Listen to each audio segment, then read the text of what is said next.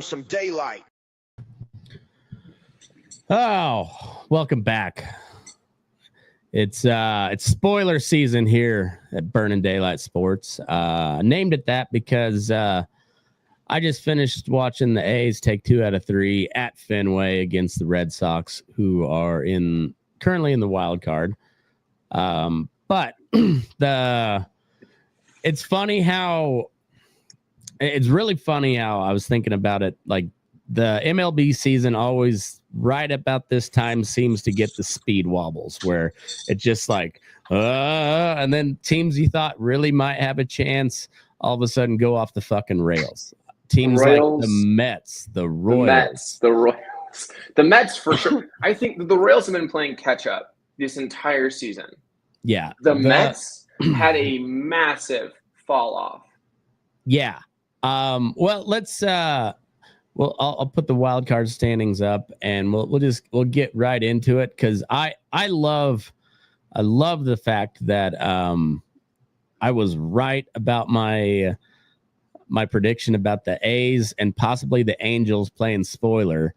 And the Angels, I still say, and maybe it's just because they beat the shit out of us a couple times this year, but I've seen them. They swept the Dodgers at Dodger Stadium, and they went on a little run here and there. Like the Angels have a pretty okay team, and their pitching is a couple of their pitchers are good enough to really give some teams fits down the stretch, and it's kind of, I don't know so much about the Angels, but for sure with the A's, first sweeping the Reds, kind of putting a nail in that coffin. Maybe not completely, they're still in it, but yeah. And now the Red Sox, which I don't think it did a ton to the Red Sox playoff hopes, but it definitely knocked them down a peg in the division race. So as of right now, we got the AL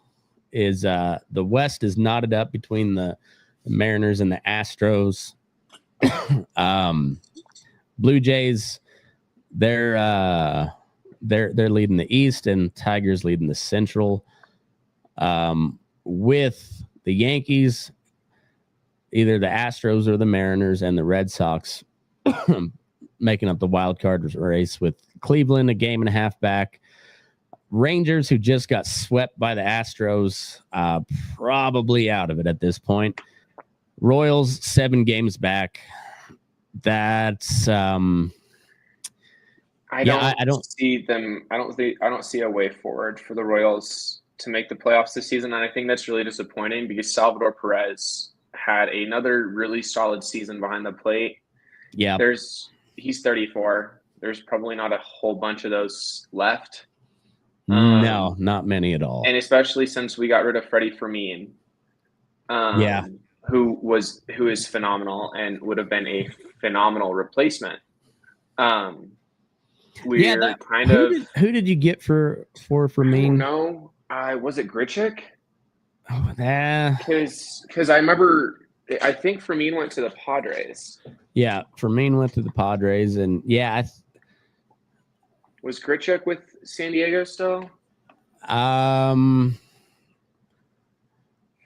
want to say he was with the D-backs, but I could be thinking about somebody else.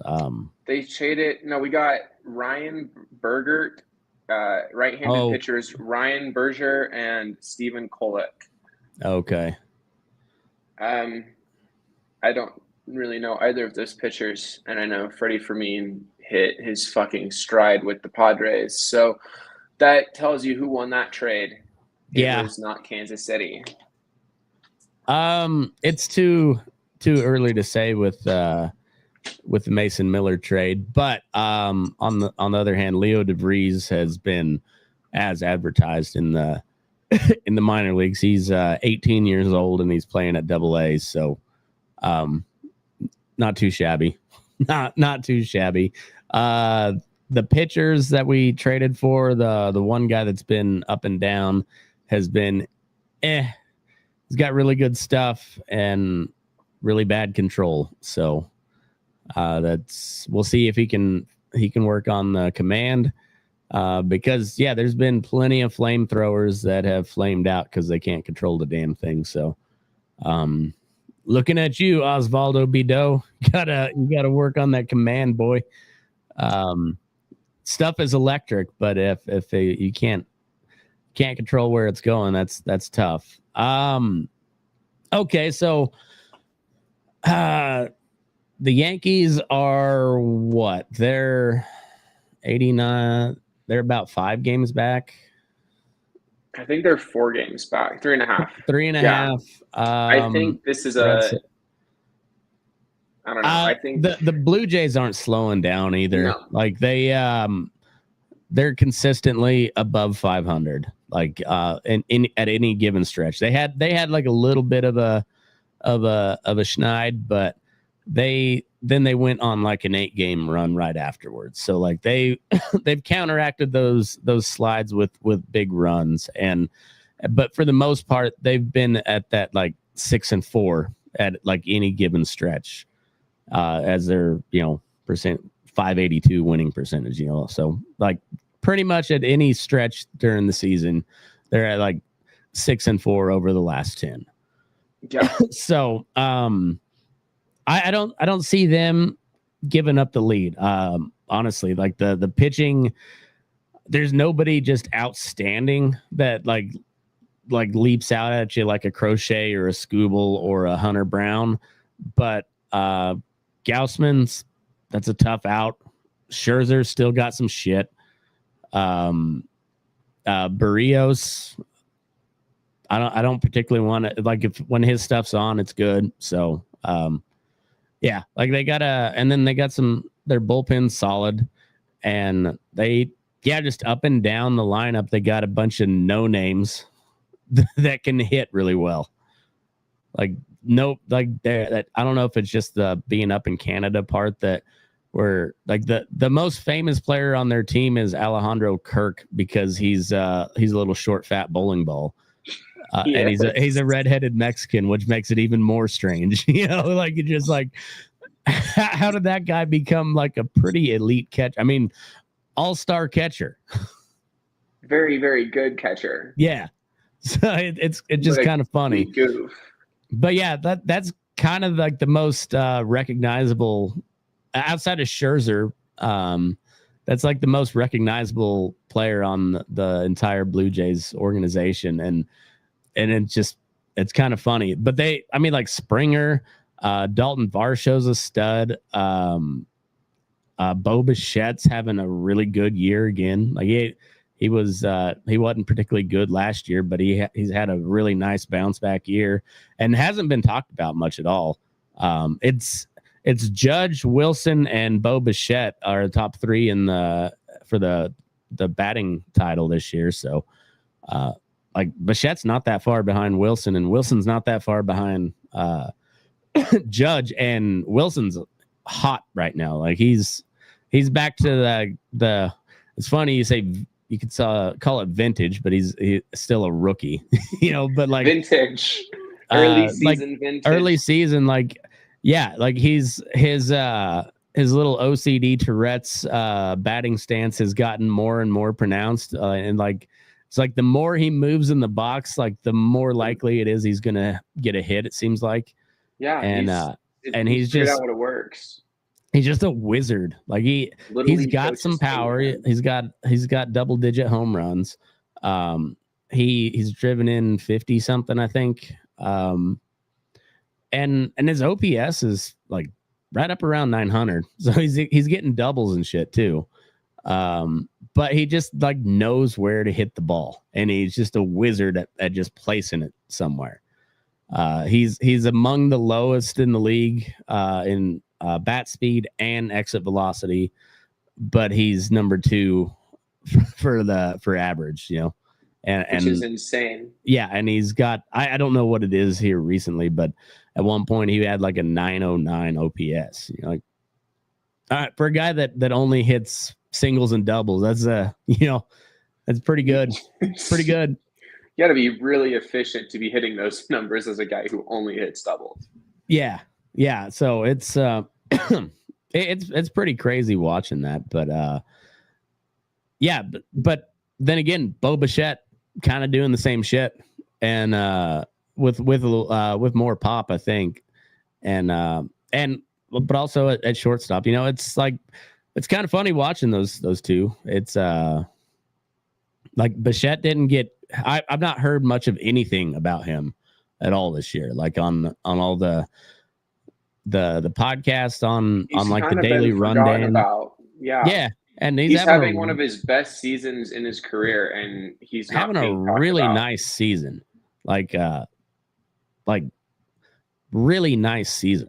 This was the Bichette that Toronto was hoping they got last season. Yeah. And this year he and Vladdy Jr. are turning it on. Yeah, they had a little bit of a slide and a slump last year, and they're proving that it was a fluke. I mean, clearly two of the best players on that team. And then Springer too. Springer has been lights out for Toronto this year. Varsho's been circus catching. Yeah, and his offense is kind of whatever, but it's not nothing. It's not nothing. Yeah. He's a better version of Denzel Clark at the moment, and that's a pretty big prop right there because Denzel Clark is really good. I would say I would give a slight edge to Clark defensively, but a huge edge to Varsho offensively right now. So yeah, I think he's a better Denzel Clark. Denzel Clark was starting to hit a little bit when he got hurt though, and dude's got some power. He hit one 471 feet, which was the team leader, and I think tied for the league leader until Nick Kurtz hit one over the batter's eye, 493. 493 feet. That's almost that's a 500-foot bomb from Big Amish. That's the biggest. That's the longest home run of the season for sure. It is. It was 489, which almost in the exact same spot Riley Green hit one, and I think Mike Trout hit one early in the season, also 481 or 489, and then and he's a rookie. Yeah, yeah, and it was slightly opposite field. It was almost dead center, but it was more left center, just slightly touched left center. So it's funny. His opposite field power is just crazy. His record breaking night, the 4 home runs, 3 of them went opposite field, and the double that was a 1.5 feet shy of the line to hit it out. Like that was almost 5 home runs. That's insane. Yeah. And they were, so 4 out of the 5, had that one been just a touch higher, 4 out of 5 would have been opposite field. Crazy. But anyway, I think I don't see much change in the AL East. I think the Yankees probably take the top wild card. The Mariners and the Astros have a series this weekend. And that's I think going to be the decider. Whoever comes out that series is going to take the AL Central or AL West. They play. The Mariners at just Houston. beat the Royals today. I don't know what time the Astros play, but Astros I think we're off today, and they are. But it's at Houston, 3-game series. That's gonna be a huge fucking series, and that'll be for the West and that second wild card. The Yankees, are they playing? They're the Yankees have the O's this weekend. At the O's, and the O's have been playing okay here lately. They've had a little bit of a surge. They're very much like the A's in the fact that they have pretty much no pitching, and a pretty damn good offense. Like when that offense is humming, it's like it's tough. I think the A's have a better offense, but not by a ton. honestly. I think ours is more consistent than the Orioles, but Orioles pitching is it's a lot like the Angels pitching. Like Sugano and Kramer are pretty good at times, but then they also kind of suck at times. And then the rest of the staff is just kind of gross. Yeah. So, I mean, but I could see division rivalry there that could be a tough series for the Yankees. It's in Baltimore. But they, they got 2.5 up on the Astros. And then, I mean, if the Astros end up sweeping the Mariners, or if they win the series, that kind of takes a little bit of wind out of the Mariners' sail, because they're 9-1 over their last 10. They had a 10-game winning streak, lost yesterday and then won again today, right? Yes. So, but if I think they got to win that series. Because obviously if they don't win that series, they probably don't win the division. But I mean, there's only 9 games left in the season. Yeah. Yeah. So like left in the season. You gotta go just like take it to them. They got the pitching staff to do it. And then like Julio Rodriguez has got good at the right time. Like he was kind of whatever for about really till the All-Star break. And then Cal Raleigh is, I mean, we didn't even talk about how he broke the mix record for switch hitter. Dude's having an unbelievable year. I want him to get 63. I want him to do it. He could. I think he can. I mean, he's got to get 7 more in 9 games. Can you do that? It's unlikely, but it is feasible. It's not impossible. It's not unheard of. No, I do think he's going to hit 60. I think so too. Absolutely, I think 60 is not even a question. 63. Are we going to see that? I think that's insane. Schwarber is right behind him with 53, and I think Schwarber's quietly had a really productive season as well. Yeah, and no one's talking about him because everybody's freaking out about Cal Raleigh. Right. Well, and also, but Cal Raleigh also plays catcher, and he hits from both sides, and Cal Raleigh is very much in the AL MVP talk. But if you look at the betting markets, it's still like 9-1 favorite for Aaron Judge. And I think that's fair for Judge. I think, he's also had possibly the best hitting season ever by a right-handed hitter. Yeah, 48 homers as of yet. I think he's going to hit 50 bombs for sure. 329 average. He's got 103 RBIs with a 1.132 OPS. He's hitting almost 330. He's stolen 12 bases. He's having himself an absolute tear.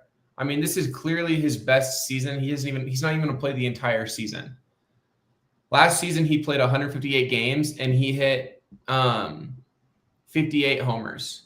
This year, he's going to play in at least, less than that, right? There's 9 games left. He's going to play at least 9 games less than last season and hit only like 8 or so homers less than he did last year. Yeah. No, he was on such a tear at the beginning of the year.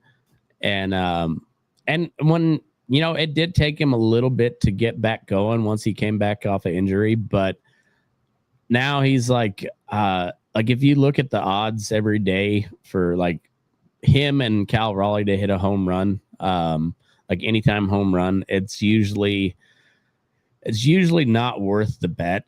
No, because it's like less than 2-1 odds, and you're just like honestly, if you're betting on somebody to hit a home run, you want like a 4-1 payback, because that is a pretty long shot. Hitting a home run's not an easy thing, even for these guys. Like they also strike out quite a bit trying to hit those home runs. So it's but then you look and you say Cal Raleigh and Aaron Judge at like minus 150 or plus 150 on your to hit a home run. And you're just like, no, I'm not taking the chance on that for, to win $15 back on a $10 bet. Like, nah, I'll risk it somewhere else where it's a little better payoff. But now he's back into that category where, it's almost expected that the two of them will hit a home run today. And because, like Pete Alonso had a really hot start, hitting a lot of bombs and then cooled off significantly. Yeah, I mean, he's got 37, which isn't – it's not nothing a bad to sneeze season, at. but for a Pete Alonso season, that seems a little, from what we expected from him this season, that seems a little low. And how he started too, I mean, he's kind of after that 2019 season where he hit 50. He's hit 46 in 2023, but last season he hit 34. 2022 is at 40. So I mean, I don't want to cut you off too quick there. But let's wrap up the AL real quick and then we'll move on because there's plenty to talk about with the Mets. Pete Alonso, I think we just expect more than he's actually capable of. Well, yeah, it also, we'll get to the Mets because I've got we'll get plenty there. Got some thoughts on the Mets. All right, I think Cleveland's got the most realistic. And that's no shit take. Only a game and a half back. They're the closest there, but I realistically they have the best shot. They've been playing really good ball here since the trade deadline, even after selling pretty hard. That's just kind of what they've been for the last like 15 years. It's just they're always right in maybe not in it, but always right there. The Rangers just got swept by the Astros. The Royals, the Royals, that's a lot of ground to make up in not enough time.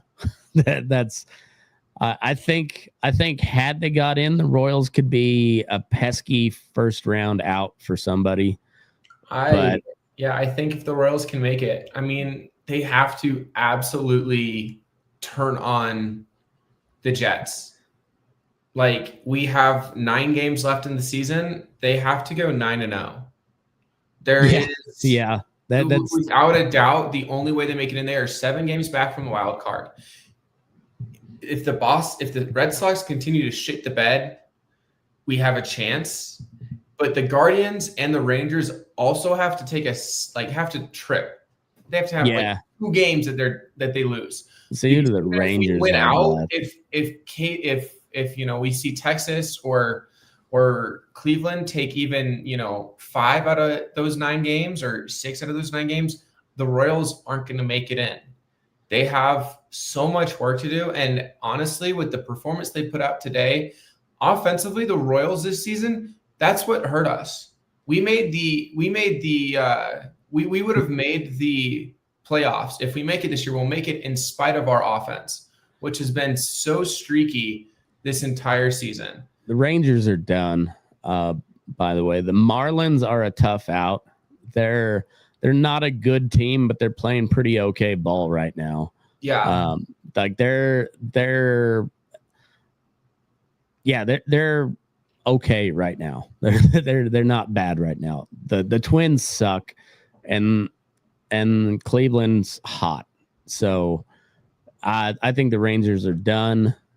The Royals, who do they got left? Oh boy.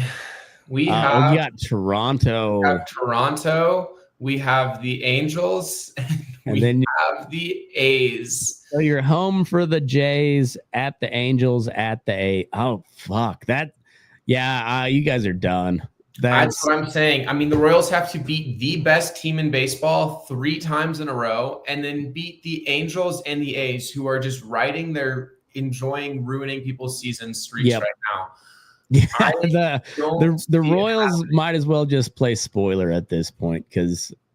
But who are they? They don't have anybody to play spoiler to. They have, so they could knock the Blue Jays out of first place. That's true. They could, and that's it. The Blue Jays are a playoff team regardless. Well, I won't be surprised to see KC take 2 out of 3 from the Royals, from the Blue Jays at home.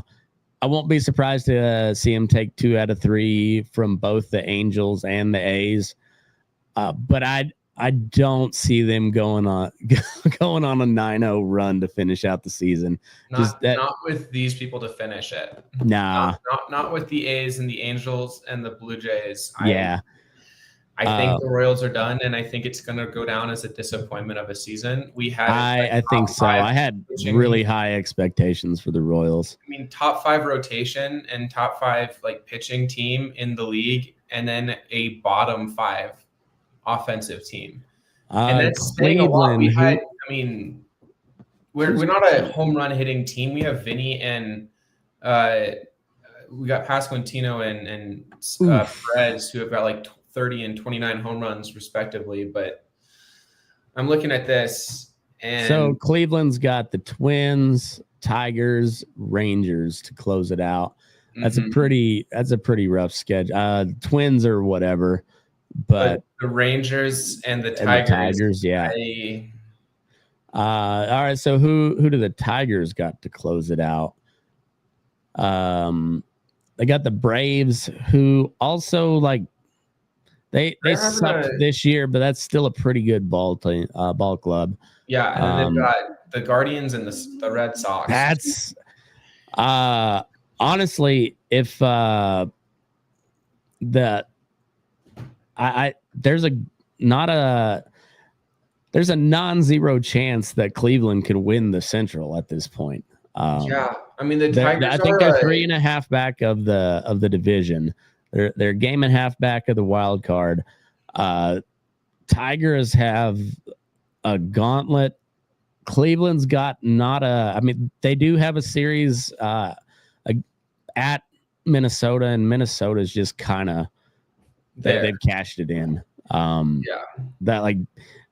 The A's suck, the Angels suck, but they're still playing hard. They're still playing ball. They got a lot of young guys up, and they're tough out. Minnesota's not at this point. They're kind of like the Rock. Even the Rockies are kind of a tough out. They don't win many close games, but they have a lot of close games.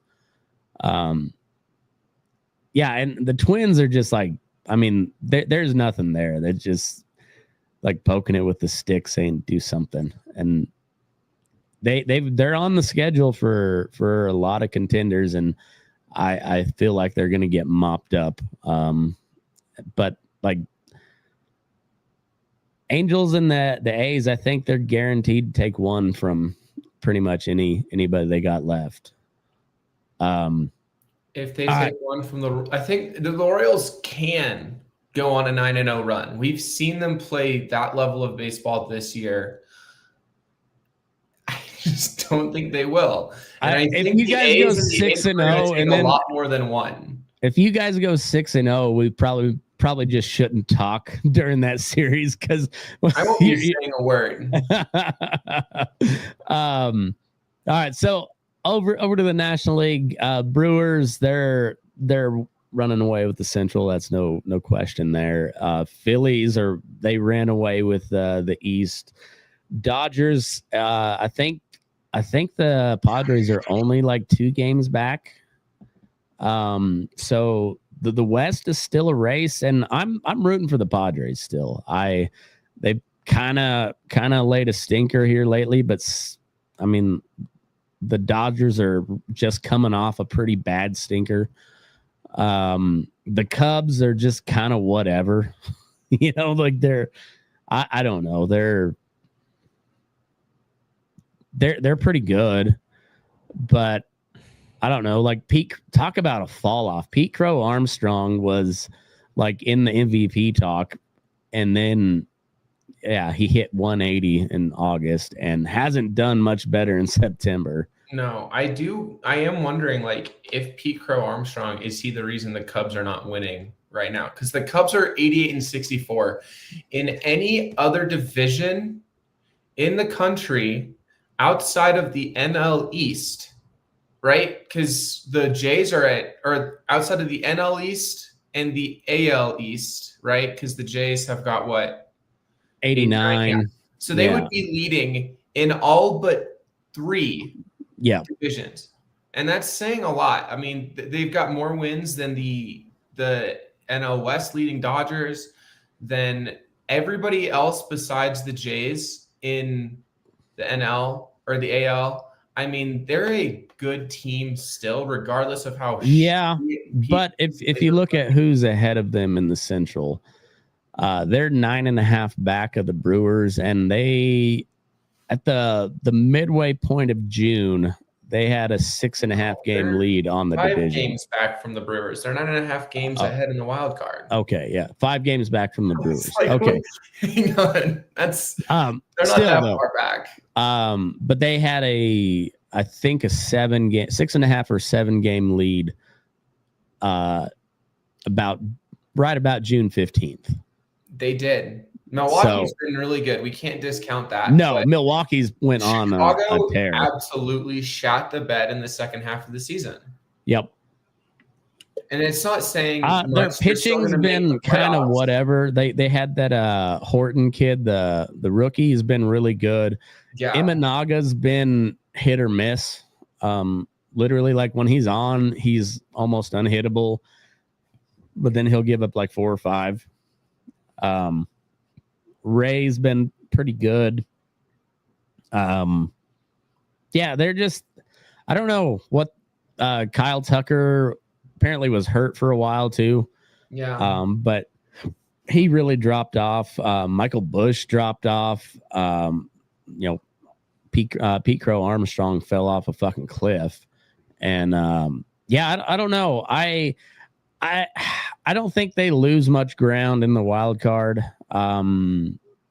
Let's see what they got left. I think it would be wild if the Mets missed the playoffs. And we're not there yet. They've got the Mets. They've got the Cards. So they're at the Reds. Starting today, 4-game series at the Reds. And the Reds are at 500. The Reds really kind of shit the bed after the Reds they're only 2 games back though, out of the wild card. I know, but they were playing hot and they really kind of shit the bed after the All-Star break. And like I said, they got swept by the A's here a couple weeks ago. And but so Cubs got at the Reds. That's still division game. The Reds are a pretty good team. And they're 2.5 games back. I mean, if they make up any ground right now, the Reds are competing. The only people ahead of the Reds for a wild card right now are the Diamondbacks, which we'll get to. But I think this is a Reds team that absolutely could make some statements. They're dangerous. They're dangerous. But they got to get with it. They got to get with the Cubs. And I mean, they're at home against the Cubs. Yeah. And it's a short porch in Cincy. It's it's a short everything, and Cincinnati is a little league ballpark. But I do think if the Reds make a move, it will be right now against the Cubs. Yeah, and I also think the Mets. And I kind of like the Reds in this series too. I do. I think that they were heating back up a little bit. Yeah, and it's a good time against the Cubs, who have not been good. They've been kind of treading water. I mean they're 7-3, but they're beatable, is what they're very beatable. So then they gotta go. Then they're at home for the last 2, Mets and the Cardinals. So the Mets, I mean, we'll get to them in just a second. That's a very winnable series for the Cubbies. And the Cardinals, that's going to be a tough series. Last series of the season, the Cardinals, even when they suck, are always seemingly a tough out. And that's one of the rivalries in baseball. And that's going to be playoff atmosphere, even for 74 and 79 St. Louis Cardinals team. You know, that one's going to be, that's going to be an interesting series. The Padres, they're two games back of the Dodgers. Yes, I believe they are 2 games back in the division. All right, and so they're at the White Sox, which is great for them. And then they go to the Brewers, not great for them, and to the Diamondbacks, which is also not ideal matchups when you're trying to make a push. Diamondbacks have been playing great ball here lately. D-backs are only 2 games out of the wild card. And they were the biggest sellers at the trade deadline. I don't know how this worked. They sold their soul, I think, along with all the people they let go. And but all those Reno Aces coming up doing their thing. They've had just like a constant turnstile of guys coming up from the Aces, going, D-backs back down to Reno. And I don't know if it's performance based or if they're like trying to give them some respite. And I don't know, but like Tim Tawa was down back at the Aces for he spent most of the season with the D-backs, and then he got sent down to Reno, got sent back up the other day doing his thing. Jorge Barrosa's back up at the D-backs. We went to the final Aces home game on Sunday, and there was, I was checking the lineup. Like I waited until they posted the official lineup for the game because it seems like the Diamondbacks they're constantly bumping those guys back and forth from Arizona to Reno. And so like I'm all on board for I'm on the fuck the Dodgers and go NL West train. Like fuck even the Giants, who I hate. Make a run. You're only 2.5 games out. Go on a run. Padres, go take the division. I want the Padres to take the division. The D-backs don't have they don't have much of a chance of that, but they could definitely, especially the way the Mets have, that is the biggest shit the bed of every team down the stretch. Like the Mets, they're 3-7 over their last 10, and they're even worse over their last 25-30. They've been dog shit. This is like the most classic case of the Mets being the Mets. This is what you expect them to do and more. They looked really good for a large chunk of the season, and then they shit the bed in the most spectacular fashion. They really did. I mean, we might see it'll be between the Diamondbacks and the Reds. I think so. I don't think the Mets are making the playoffs. They're on the road. Who do they got on the road? The Cubs. They gotta go to the Cubs. And the Cubs right now, as shitty as they've been playing, they're at the Cubs and they're in Miami. Yeah. I don't think the Mets are making the playoffs. I think we're gonna see the Reds make a push, and I think we're gonna see the Diamondbacks just barely squeak past the Reds and take that spot from the Mets. It's going to be in the wild card. It's going to be the Padres, the Cubs, and the Diamondbacks. I'd love to see it. The Nationals, they're not very good, but they can put up some runs. Mackenzie Gore's still a really good pitcher. He's got banged around a little bit, but that's and it's a division game, so make of that what you will. That's the Mets should win 2 out of 3 out of that, but they should. I won't be surprised if Washington takes 2 out of 3. Yeah. I mean, it's still a Washington team that's got some really good talent. Honestly, I wouldn't be shocked to see the Mets sweep that series, because honestly, they should. But I'm not going to bet on it, but I kind of like the Nationals to take that series, just the way the Mets have been playing. And then you got to go to Chicago, got to go play at Wrigley for 3. That's a tough series. I'm not sure who I want to shit the bed more. It's the Cubs. I want the Cubs to shit the bed more, but and then the Cubs shitting the bed though isn't going to get the Diamondbacks in. The Mets shitting the bed will.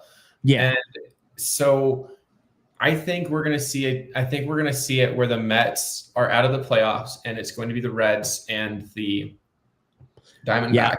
Well, and then they got to go to Miami to play 3 really important games that nobody will attend, and probably lose 2 out of 3 because that's just what the Mets seem to do. Yes. And yeah, I don't. They're better than. They're arguably better than the Cubs, but out of those 3 series they have left, they're better than 2 of those 3 teams, and I don't like them to win any of those series, honestly, the way they've been playing. No.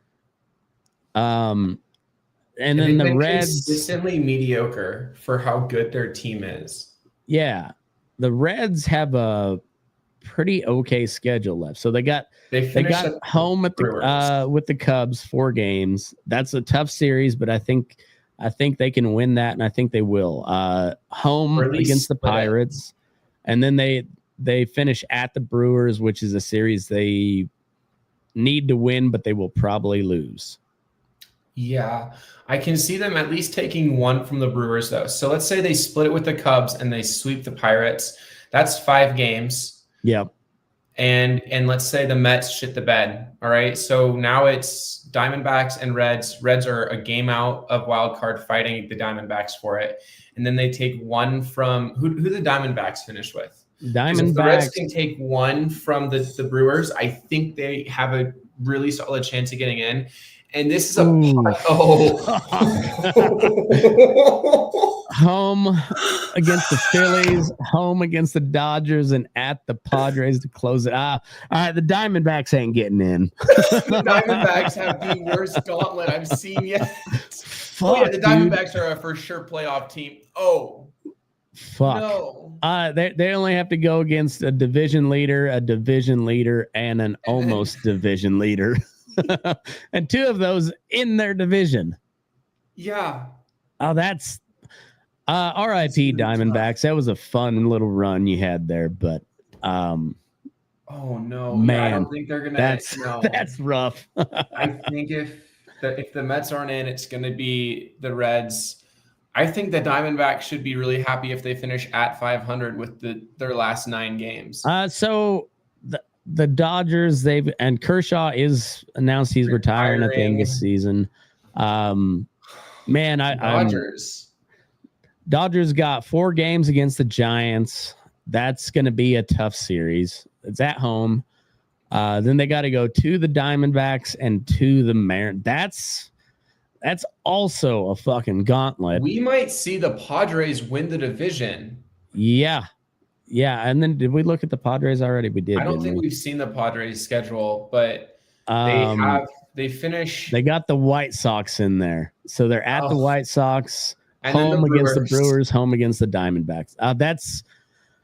Those last 2 series are tough, but it's not the White Sox, and yeah, man, the baseball got really fucking good all of a sudden. Like it's been good all year, but it got real fucking good. They knew what they were doing when they built this schedule at the start of the season. Those are some insane gauntlets for these teams, especially like teams who are already in it, who are trying to stay. Yeah. Well, and then the shit teams like my A's and like the Angels, like the Marlins, and even the White Sox. The White Sox have been playing pretty okay ball here lately. Like even the shit teams, minus the Twins, who I said looked like they're just kind of dead. They're pretty lifeless out there. But yeah, and then teams that should have been dead, the Diamondbacks have like come on strong, and yeah, like there's spoilers everywhere in baseball. I'm looking forward to this week. The the the Astros Mariners series is going to be huge. The Reds Cubs series is going to be huge. Yeah, just some fantastic baseball. The A's get to go beat up on the Pirates this weekend before we get. Do they get Skeens? I'm not sure. I hope so. I want to see Jacob Wilson. One game they're gonna win that game 1-0, and it's gonna be because Skeens got pulled in the 8th on his 100th pitch, and they're gonna be like, okay, they're gonna win it. I want some rookie to hit a solo shot off of Skeens, and then he goes 8, and it's just like some. It was 8 innings with 1 run. It's like Willie McIver, the backup catcher, hits a solo shot. The rookie backup catcher hits a solo shot. Who's also like the friend. He's like the golden retriever of baseball. He's just like, hey guys, how's it going? Just happy all the time. And I want to see him hit a solo shot off of Skeens for the A's to win 1, or even if they lose 2-1, I don't care. I just want the one mark against Skeens to be like from Willie Mack. Yeah. Willie or Jacob Wilson. He's also kind of a golden retriever. So in a different way. But yeah, same type of deal. All right. Let's wrap up baseball with that. I got to pee real quick. Then we'll come do some college football. We'll touch on the NFL briefly. NFL, but college football is where it's at. Yep. I think so. All right.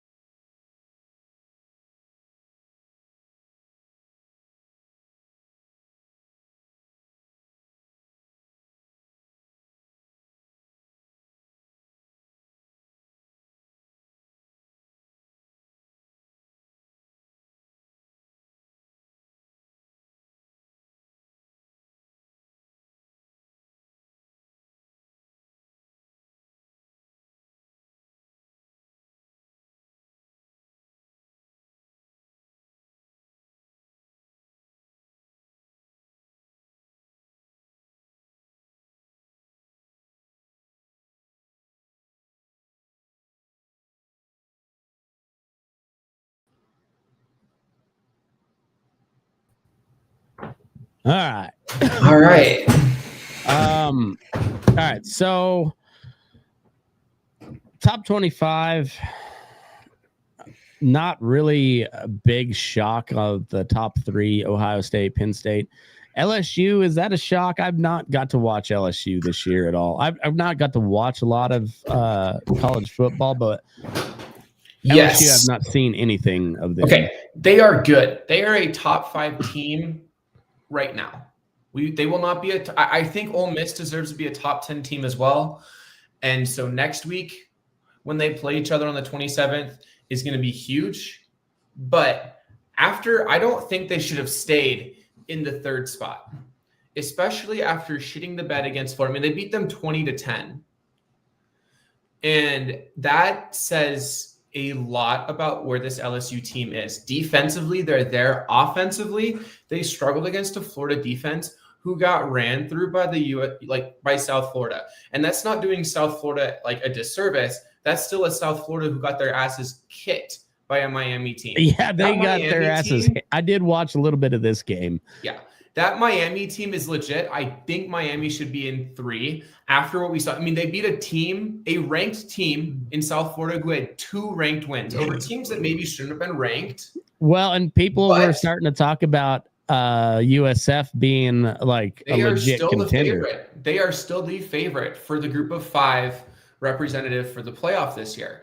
USF is not a slouch team. You see that they stayed ranked, right? It wasn't a fluke.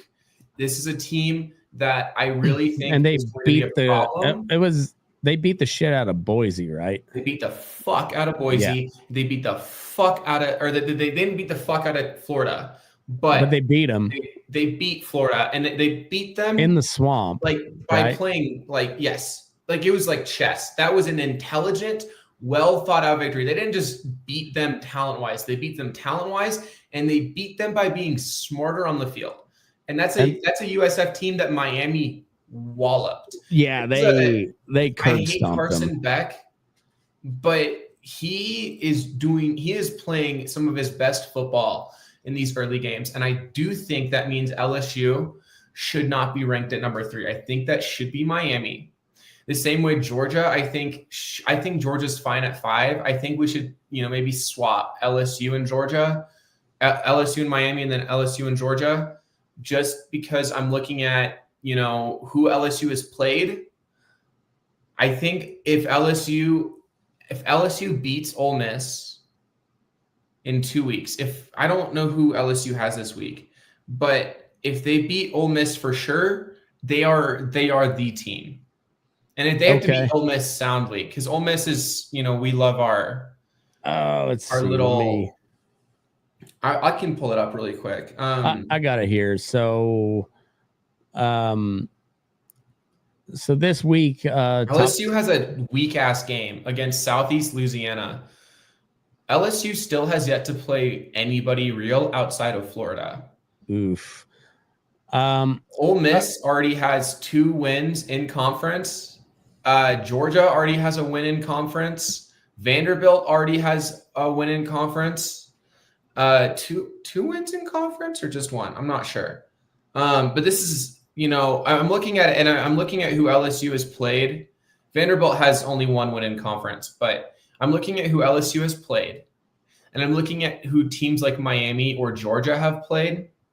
And I don't think we've seen enough from this LSU team against quality opponents that means that they should still be ranked at the top 3, especially after the game against Florida.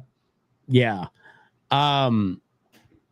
So I guess on the first 2, like Ohio State, from what I understand, looks like world beaters again. Like they always. They're like they're the Midwest Alabama. They have guys on guys on guys. Like they have 5-star recruits that you've never heard of for some reason.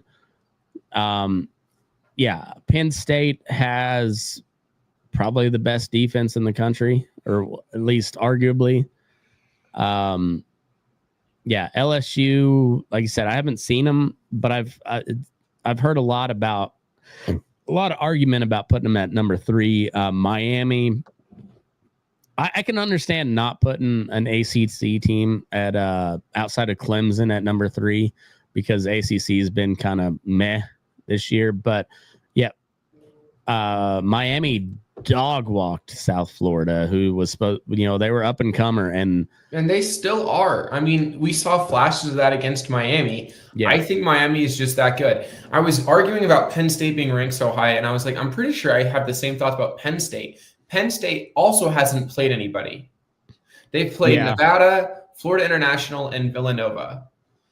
And you're telling me they're the number 2 team in the country? Like, I don't think they deserve this spot. Miami looked legitimate against USF, and that's a USF team who has looked legitimate in all of their games this season. It was like when it was like the Alabama-Wisconsin game, which we'll get to. Yeah. Alabama played a legitimate opponent.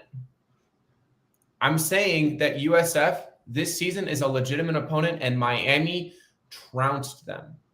This is a complete Miami team. Mario Cristobal looks like he's finally figured it out, which is impressive because I never thought he would. But this is, this is a good defense, a revamped defense, like a defense that we haven't seen in Miami since at least the years that I was born or before. Like, this is a good team. No, I agree. I just laughing because I apologize to Andrew the GOAT for not noticing the comment earlier, but he said it's officially panic time for the Red Sox. I think that's funny. I have a love-hate relationship with like real Red Sox fans, because there was a lot of bandwagon fans when because my freshman year of college is when they came back from 3-0 in the ALCS and then win the World Series to break the curse, the 17-year curse or whatever it was. Yeah. So there was a lot of bandwagon Red Sox fans, but I appreciate true Red Sox fans. I hate them because Boston fans are annoying as fuck. They're on the same level as Philly fans. But also I love how passionate they are, because like that. No, the Red Sox are a good team. They ran into a buzzsaw. That is the Sacramento Athletics right now. But I don't think it's Sacktown, baby. I don't think it's panic time for the Sox. I think it's panic time for the Rangers. Depends on how this Mariners Astros series go, but it's going to be panic time for one of them.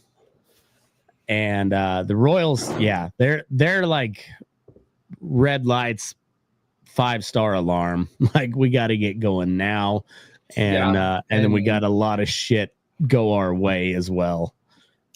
Everything has, like, the Royals are like the kind of team right now that they will be relying on somebody else. Even if they do everything in their power, they still will be relying on somebody else to get into the postseason. I think the Red Sox have a little bit more control than that. I don't think it's panic time yet. I think it's panic time if they slip. It was a bad time to go cold for sure. Okay, so Georgia, how's Georgia looked? Okay, Georgia looks really good, and that is with the caveat that Tennessee also looks. I was really gonna say good. That. So that was the game of the week. It was at Tennessee, or was at Georgia, right? It was at Tennessee. It was at Tennessee. This is a Georgia team who has genuinely had Tennessee's number for the past decade. This is 9 in a row now for Tennessee losing to Georgia. But this is a Georgia team that was down 21-7. This is a Georgia team that had multiple comebacks and played really sound football. I mean, there was it was sloppy at times. They got down by 2 scores. They got down multiple times, but they figured out how to hold Tennessee when they had to, and they figured out how to move the ball when they needed to. And it was they got Kirby Smart at the helm, and he is a great coach. He's a great coach. He really is. He's built up a hell of a program there at Georgia, and like I'm not surprised that Georgia looks good. That they should look good.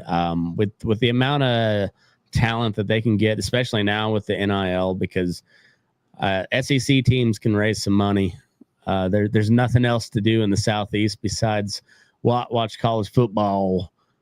As a girl who's lived in the South, in the SEC, there is nothing to do in the South but get drunk and watch football, as Matt says so eloquently. Football. This is a Georgia team that I do think is the SEC team to beat. I think LSU, until they have a good win, and their first chance at a good win doesn't come until the 27th against Ole Miss. And I love Ole Miss. I'm a homer. We all know that I'm a homer. Y'all make fun of me for it all the time. I also am not sure how good Ole Miss is. Yeah. And that's to say that, we've gotten 2 wins against Kentucky and Arkansas that were both by 1 score against good offenses that we've seen from better offenses than we've seen in the past from Kentucky, but a good offense that we know is happening right now in Fayetteville, Arkansas. I don't know if this LSU team is legit. I do know this Georgia team is. This is a team that I think is the SEC favorites until proven otherwise.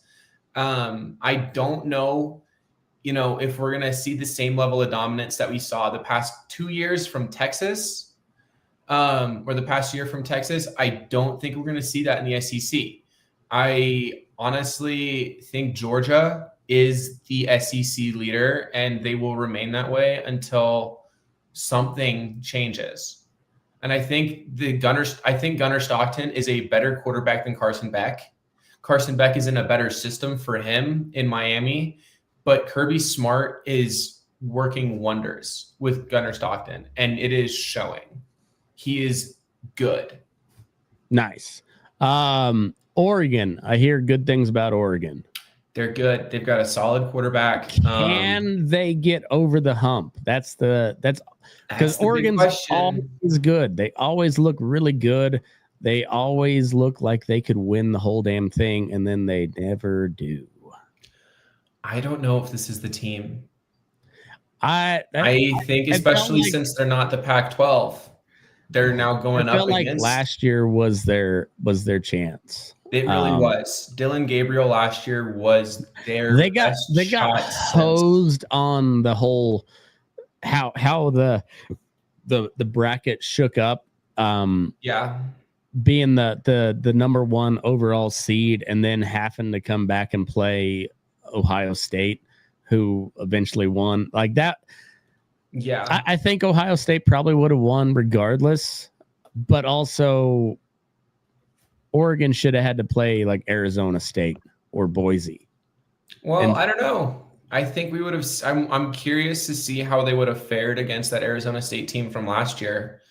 The way Arizona State really worked over Texas for a good amount of that game. I'm curious to see how well Oregon would have done. I bought into Oregon way more than I bought into Texas. That's very true. Although I do think Quinn Ewers is a better quarterback than Arch Manning is. And that's a hot take, I know, but I don't know if it's that hot anymore, because it seems like everybody's down on Arch Manning. Manage a game. I don't think Arch Manning can. And Arch Manning is streaky.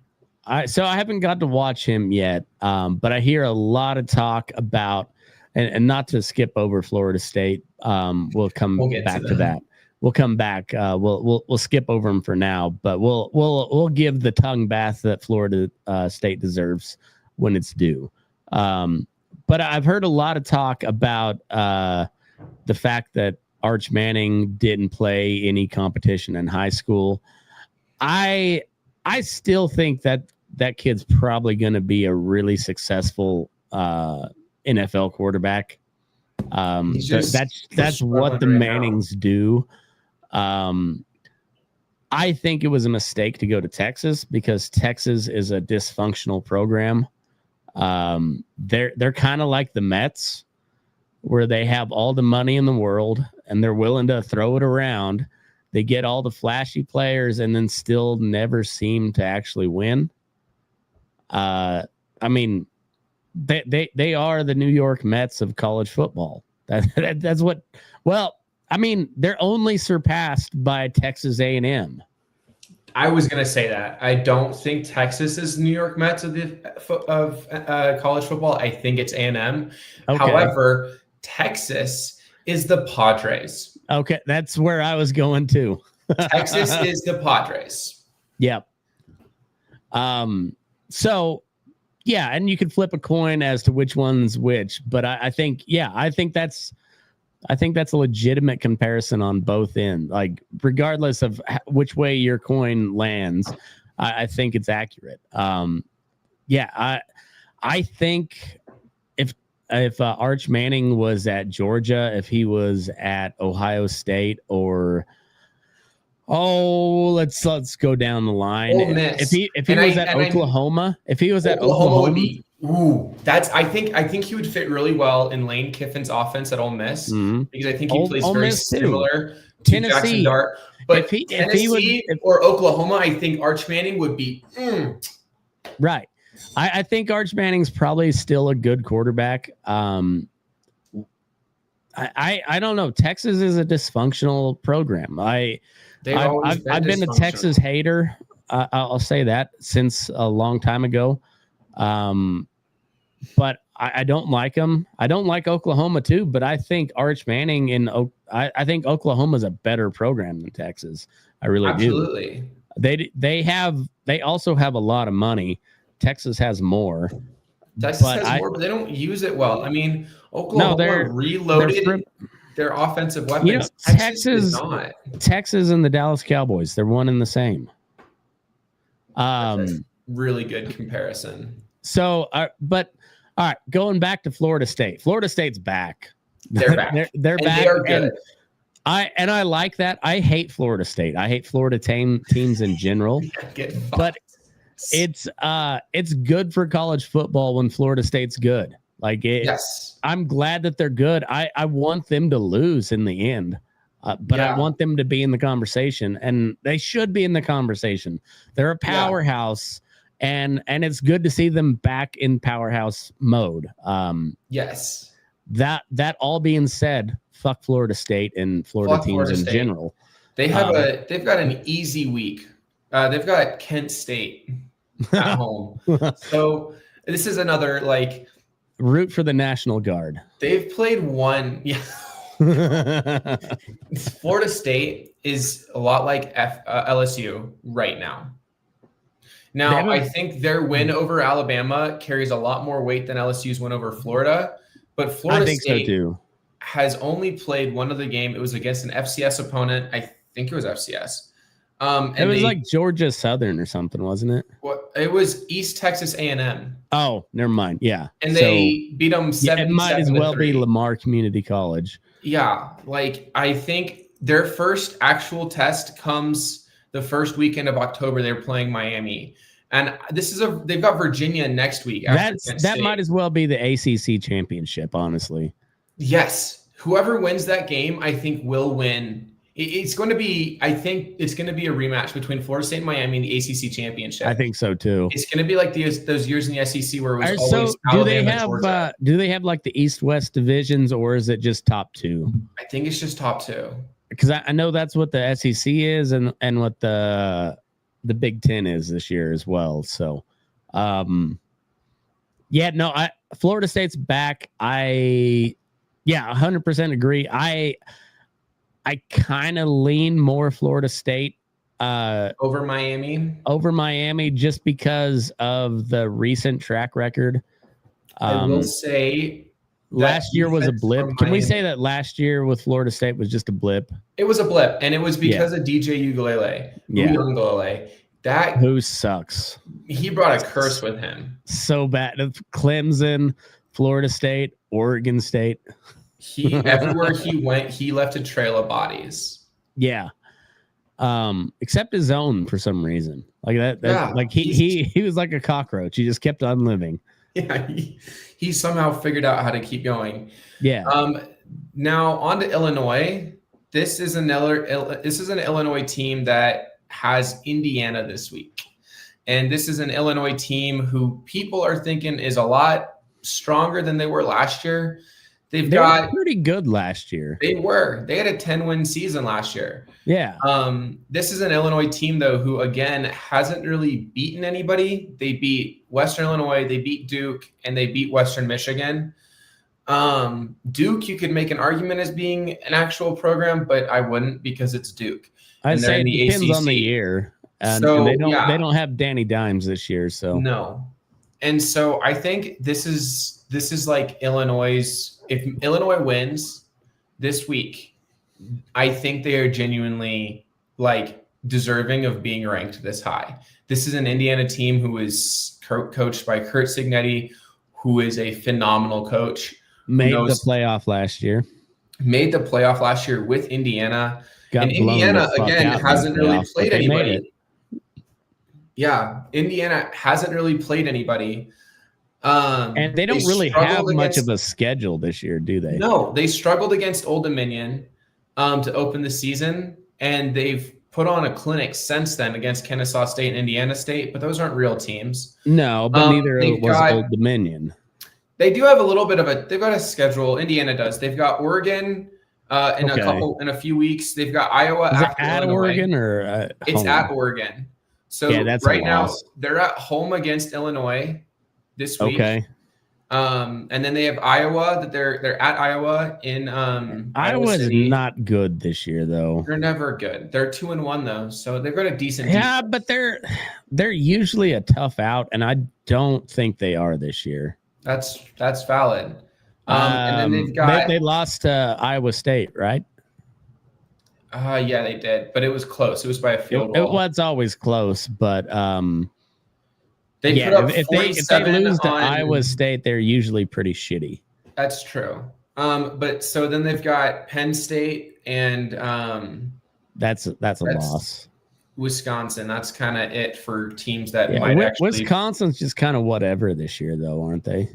That's what I'm saying. I mean, might see that by the end of the year they might have figured something out, but that's the only. So you're right. Indiana does have a pretty easy schedule, but they have to win this if they want to have a chance at the playoff. They have to finish. Yeah, you can't lose to Illinois at home. Oregon? Are they beating Penn State? No. So they have to beat Illinois. So this Illinois team right now, especially at home. Yeah.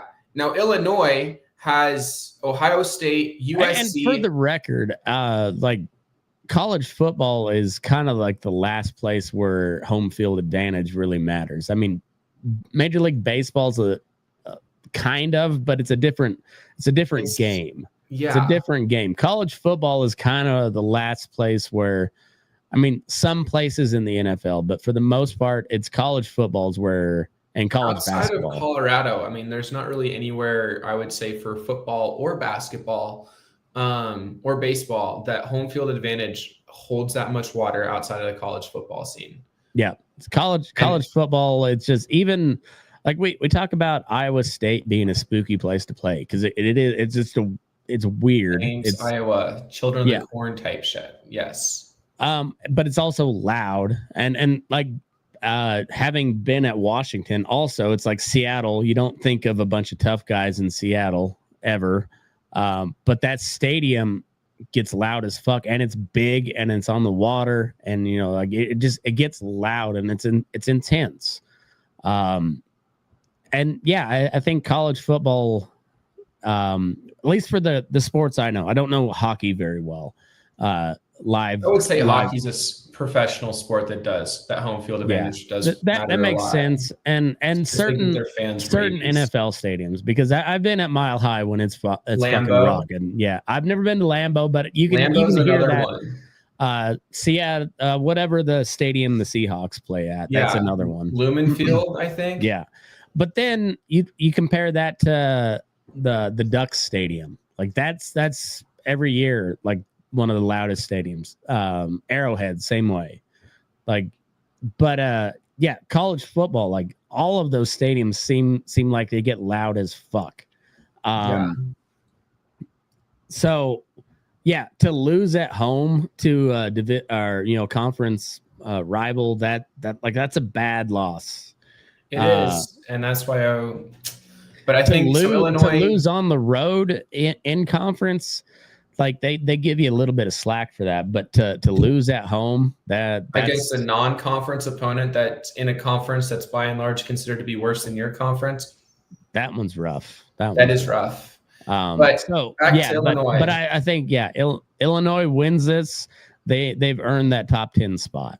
Yes. Now they do have USC next week as well. USC. What's USC's story this year? Well, they're ranked 25th. They look pretty solid. They looked okay early last year too. I know. And they finished the season kind of okay. They had a strong finish to the season last year. They just can't play in the middle. This is a USC team, but they weren't a bad team. Like the year before, they were a bad team. But last year they were okay. It seemed like. Yeah, they were. I think this is an Illinois team, though. I think so. USC has Michigan State this week. They should win that game. They should stay ranked, which means that Illinois, if they win this week and next week, will have 2 ranked wins in conference under their belt pretty early on, and then they have Ohio State, and that's it on their schedule. Well, so they can theoretically finish 11-1. I mean, shit could happen, but shit could absolutely happen. Washington's still 2-0. Maryland's 3-0. I mean, Washington had trouble with CSU for 3 quarters. So it's probably because CSU paid the refs. We already have evidence of that last week. So that's that new Pac-12 money. It's that new Pac-12 money. It is. All that money they got from Canva for their new stadium. But this is an Illinois team who I think is going to. It's Canvas, isn't it? It is Canvas. Yeah. It's like a college. It's like a credit union. It's gay enough where it should be Canva, though. But this Illinois Stadium team was the best, but they've got an easy schedule this year. If they can get past Indiana and USC, I don't expect them to win at Ohio State. No, but if you make it a good game, we'll make it a good game. And if they're 11-1 and their only loss is to Ohio State, and they have 2 ranked wins against USC and Indiana, and that is also providing Indiana continues to have a solid season after. Yeah. And the same with USC. We're saying we beat Boise State and Florida. And what if Florida finishes with a sub 6-6 record and so does Boise? Who knows how strong USF's claim is going to be. Yeah. But Illinois could be, right up in there. It's like and especially if they keep it within 2 scores of Ohio State, then then beat beat Indiana, beat USC, and keep it relatively close with Ohio State, because there's a solid chance that Ohio State blows them the fuck out of the water, because they're kind of a juggernaut. Whether they put it all together or not, like talent wise, they clearly should win the national championship. Yes. But it's whether they put it together or not. And Chip Kelly's not the OC anymore, right? Oh no, he is. He's still he is? Okay. All right. Well, they're probably fine then. Which I also think is just hilarious, because you're looking at UCLA, where he was the head coach. You know how fucked up your program has to be. They're looking at a Super Bowl winning head coach who is the head coach of your program leave to go be a coordinator. Well, I heard on another podcast. I think it was on Drinking Bros Sports. They said that UCLA is tossing around the idea of going down to FCS for football. Yeah, and the Big Sky was like, "We don't want you." I'm like. Honestly, the Big Sky, because that's where North Dakota, South Dakota, Montana State, Montana. That's the powerhouse of the FCS. So it's kind of up in the air as whether they could actually compete down there at the level they at the competition they've been putting up here lately. They're 0-3. I don't see them doing anything positive right now, anytime soon. A&M deserves this ranking right now. Who did they beat? They beat Notre Dame. They beat Notre Dame 41-40 in at Notre Dame. So they beat them in wherever fucking Notre Dame is. They beat Touchdown Jesus in Nazareth. Yeah. And so this is a legitimate team. I am not sure. I think they've got a week off this week. But they're gonna Met, aren't they? The Texas A&M's gonna Met. They're gonna always Met. They have Auburn next week, an Auburn team under Hugh Freeze, who kind of looks like they know what they're doing again. I think A&M is going to have. It seems about time for Auburn to have a good team again. You know, like they're it's not consistent with Auburn, but when they're good, they're pretty fucking good, and it feels like it's time for them to be pretty good again. Yeah, and I think they especially will now Texas that Alabama's kind of in limbo. Like, I still think Alabama's probably really good, and I think that coach is pretty good, but he was also in the Pac-12. And now he's in the SEC. Granted, you took over the jewel of the SEC, so you're gonna catch some flack until you pick it back up. But also those are giant shoes you're trying to fill. Only the greatest college football coach ever is the shoes you're trying to fill. So it's gonna be a little bit of a transition period. But I think at the end of the year, Alabama's there. Probably makes a playoff, probably at least wins a game. If not, competes for a title. Tennessee, though. Tennessee? Do you trust Josh Heupel? I do. I hate Tennessee, and I hate Josh Heupel. But the hype train is legitimate, and he knows what he's doing in the SEC. I mean, that's a Georgia team who I think would steamroll just about everybody else in the conference outside of LSU, Ole Miss, Alabama, and Texas. That's true.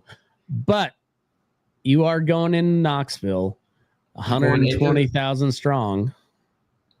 That's a notoriously tough place to play. No, you come out with a win. Rocky Top is insane. That's a big win. Big win, and especially this year with Tennessee coming in hyped like they were, and rightfully so. I think Tennessee's a really good team. That's a good win for Georgia. Like that's not a routine win for Georgia. That's absolutely not. That's a good win. It is. It's a statement win for Georgia, and I think that's going to be. I mean, the SEC. I think we're seeing it more than ever this year.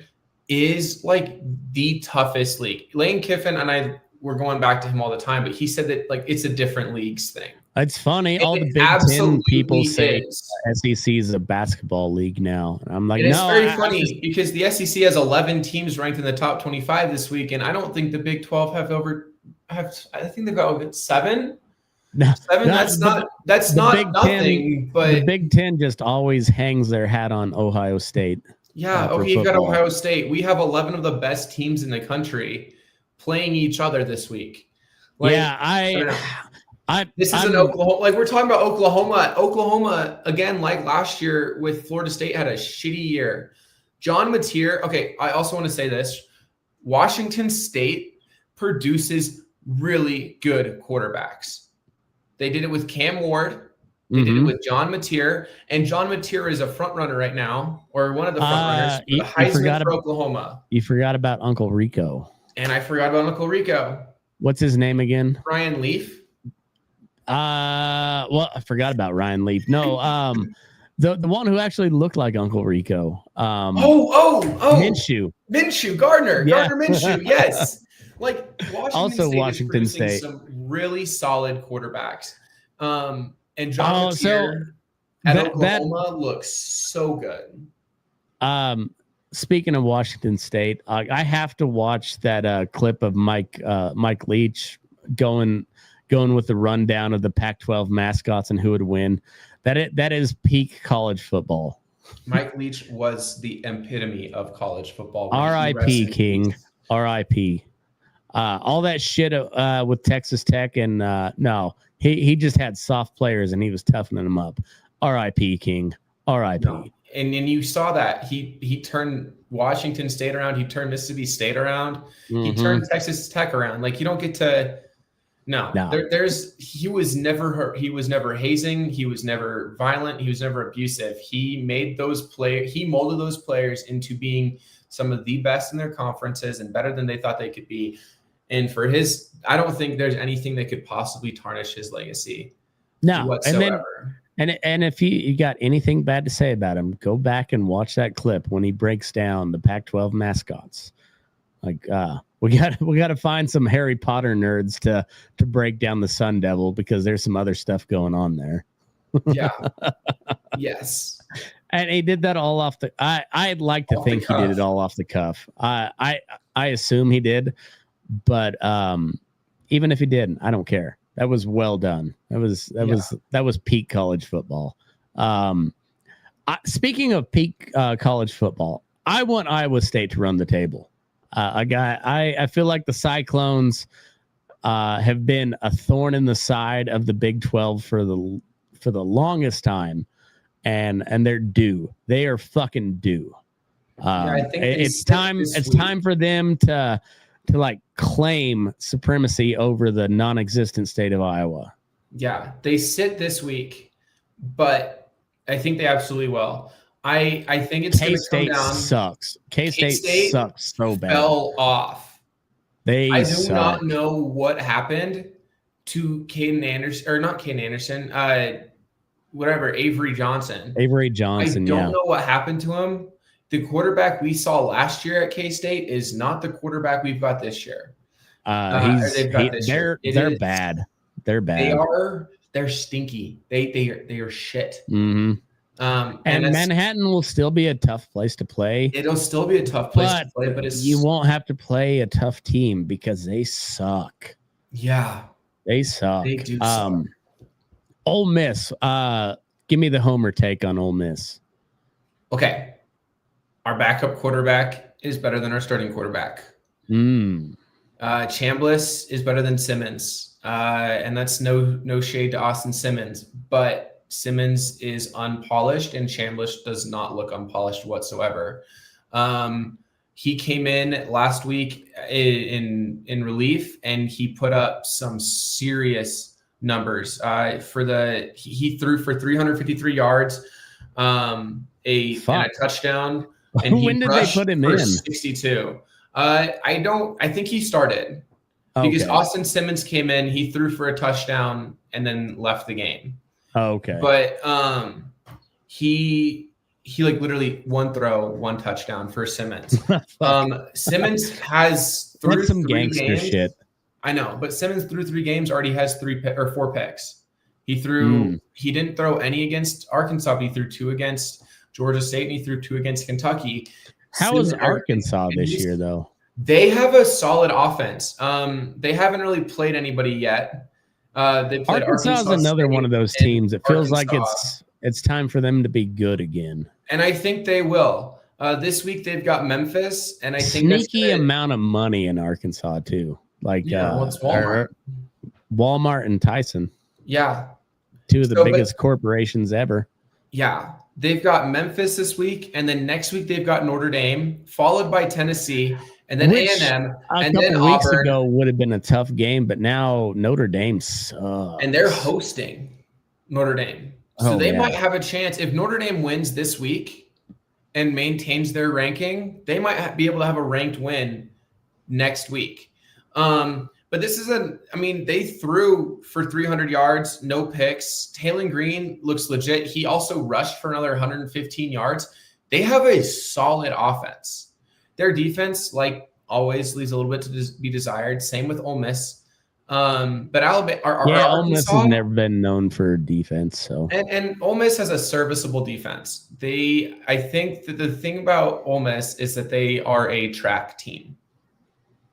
They will beat you from the 100 to the mile, and they can run the 100 and they can run the mile. You have to also be able to run that to keep up with them because they will score. This is an Ole Miss team who I think is the 3rd or 4th best right now in the SEC. And this week they've got Tulane, a Tulane team that honestly, in my personal opinion, maybe should be ranked right now. Because Tulane, I think, is that good. What is it with Tulane being like sneaky good every year? Like they over the last like 10 years, they've been like sneaky good. Yeah. And it all started with like Matt Forte. Remember when he was there at Tulane? Yes. And he was one of those like there's not a lot of those like mid-major conference stud running backs that work out, but Matt Forte was good with the Bears for quite a while. Yeah. But he came out of Tulane, like set the world on fire at Tulane, and then also was really good in the NFL. Yeah. And then it seems like great with the Bears. Pretty much ever since then, Tulane's been pretty good. Like yes. And sometimes really good. That's true. I think I take back them being ranked. They should be ranked. I don't think they should. They won by 20 against Northwestern, and they have Northwestern sucks, but yeah, and then it was 33-31 over South Alabama and 34-27 over Duke. So they're 3-0. I don't know. We'll see. I mean, they let Duke put up 27. They let South Alabama put up 31. And no shade to South Alabama or to Duke, but they are no Ole Miss. And Ole Miss, they can put up points. If that's the only thing they can do, they will put up points. I also do like Jake Retzlaff, though. He is becoming one of the best quarterbacks right now in the country. We saw him play very well for BYU last year. He's playing very well for Tulane already. It will be a track meet, but the question is, can Tulane keep up with Ole Miss, or are they going to fall behind? How much can Jake Retzlaff? Because Ole Miss has played. I mean, Arkansas, I think, will be one of the better offenses in the country this year. Genuinely, from what I saw and from what their stats show, absolutely. This is an offensive-minded team that's going to do pretty good. I don't think Tulane is going to win. I think they're going to drop to 3-1. And I think they're still going to be at the end of the season in the conversation for what group of 5 team deserves to be in right now. It's going to be Memphis. It's going to be Tulane. It's going to be USF. And I stand by that 100%. Okay. I'm looking at the top 25 lines. And so Ole Miss plays Arkansas this week. No, we just played Arkansas. Oh, Tulane. We're playing Tulane. All right, so the spread's 12.5. Does Ole Miss cover that? They are undefeated against the spread. I don't think that changes. Again, I don't think Tulane has the offensive firepower, despite Jake Retzlaff's talent, to overcome a decent Ole Miss defense and keep up within a phenomenal Ole Miss offense. Yeah, I think you're right. Same way, I feel the same way with a lot of these games this week. Texas and Sam Houston, I honestly would say take this fucking spread. If the spread's going to be like 30 points, take it. Sam Houston's going to put up 7 and they're going to lose by 3 scores. Yeah. Texas 7 is not if they're back. lucky. We're looking at like Oregon State. Yes, Oregon's going to cover the spread there. Yeah, Oregon State's. Yeah. Now, I think like they're good at like 2 out of every 5 years. This is not one of those years, I don't think. Oklahoma has Auburn. I think my 2 games of the week right now, and we'll get to Texas Tech and Utah in a second, are Texas Tech and Utah and Oklahoma and Auburn. I think those are 2, and not to like, I think both of these teams are good this season. This is a 22 ranked Auburn. I think this is the game that we're going to see just how good Auburn is. Yeah. I think I don't think they're going to win because they're playing in Norman, but I think they're going to keep it close. I think it's going to be, a showcase of how talented Hugh Freeze's Tigers are and what we can expect from them for the rest of the season. I mean, it's a solid week this week. Alabama, I think, deserves to be ranked where they are. They didn't struggle against Wisconsin, but it's Wisconsin. Wisconsin's always tough, but they're not particularly good this year. No.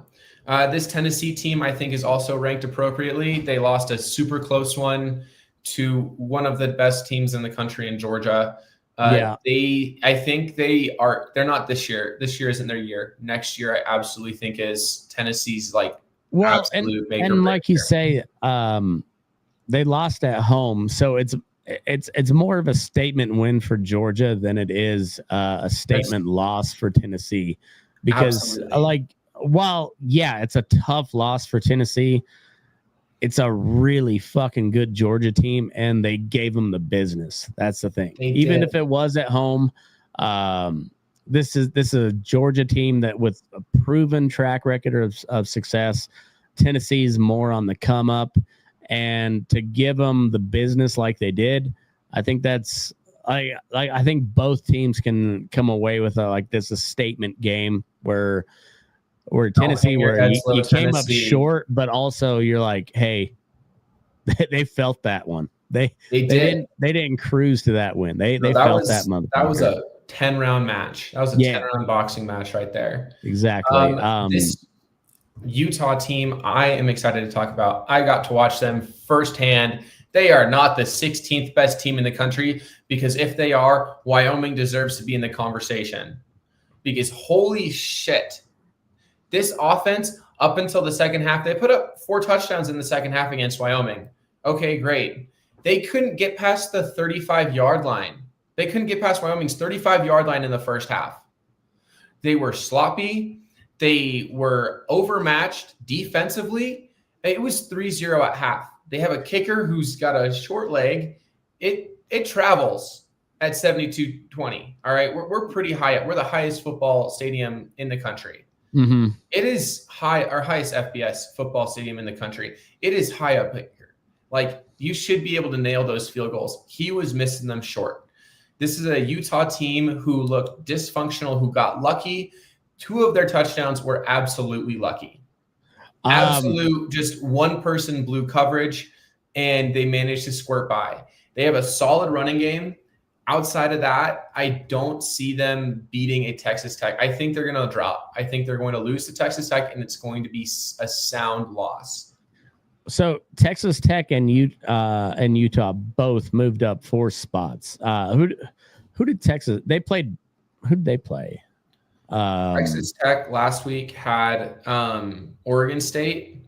Oregon State 45-14. They beat handily. Kent State, Arkansas Pine. So they haven't played anybody. Yeah, they haven't played anybody. Oregon State, you can't make the argument for either.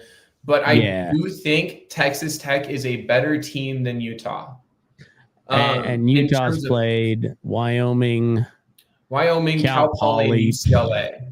Okay, so again, their toughest game came against Wyoming. I think that says a lot about UCLA's program. Yeah, especially since Cal Poly's basically a community college. I mean, it's a big community college, but it's for sports. Outside of baseball, it's a community college. Right. It's like the Gonzaga. If the Gonzaga had football. Yeah, which they're bringing back. They're joining the Mountain West, I think. Are they really? Or at least they're joining the Mountain West for basketball. I don't really know. But this is a Utah I thought it was team. Pac-12.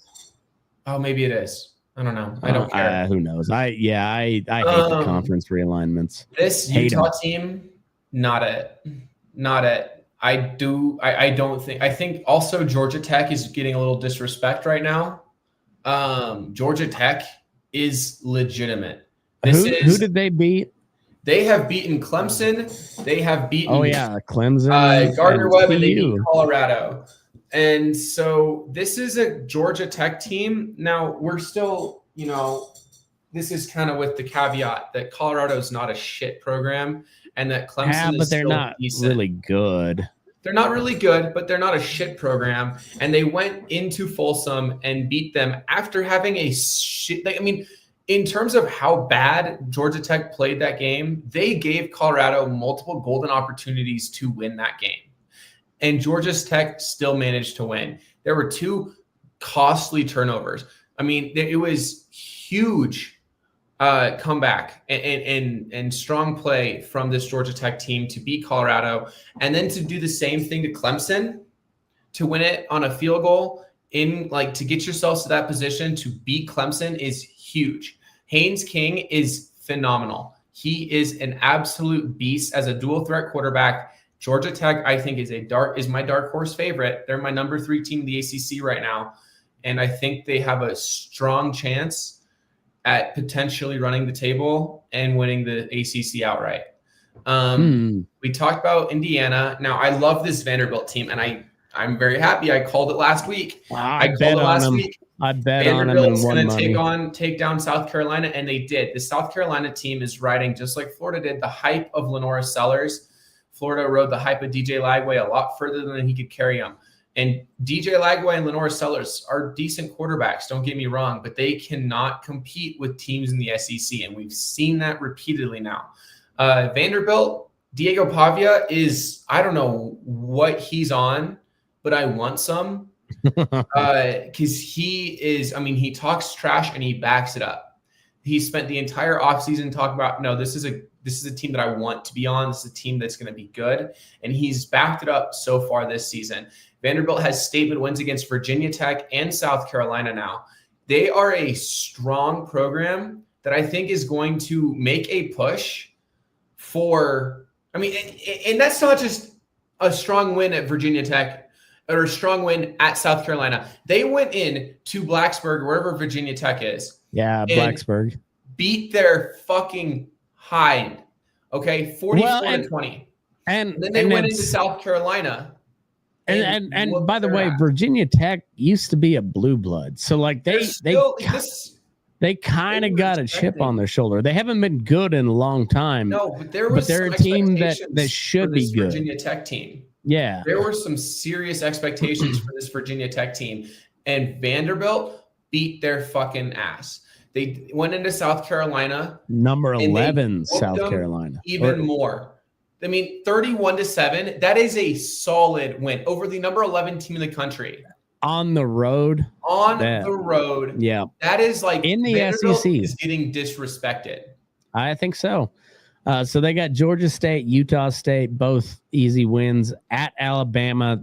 That'll be the test. Could you imagine Diego Pavia takes down Bama 2 years in a row? You called it last year. I think I'd like to see some more out of them from Utah State. Wait, don't make your prediction yet. We got time. But they have a gauntlet. So they start with Alabama, then they've got LSU, Mizzou, Texas, Auburn, Kentucky, whose defense is always good. Mark Stoops is nothing. Well, and they're like gifted. The Iowa State of the SEC.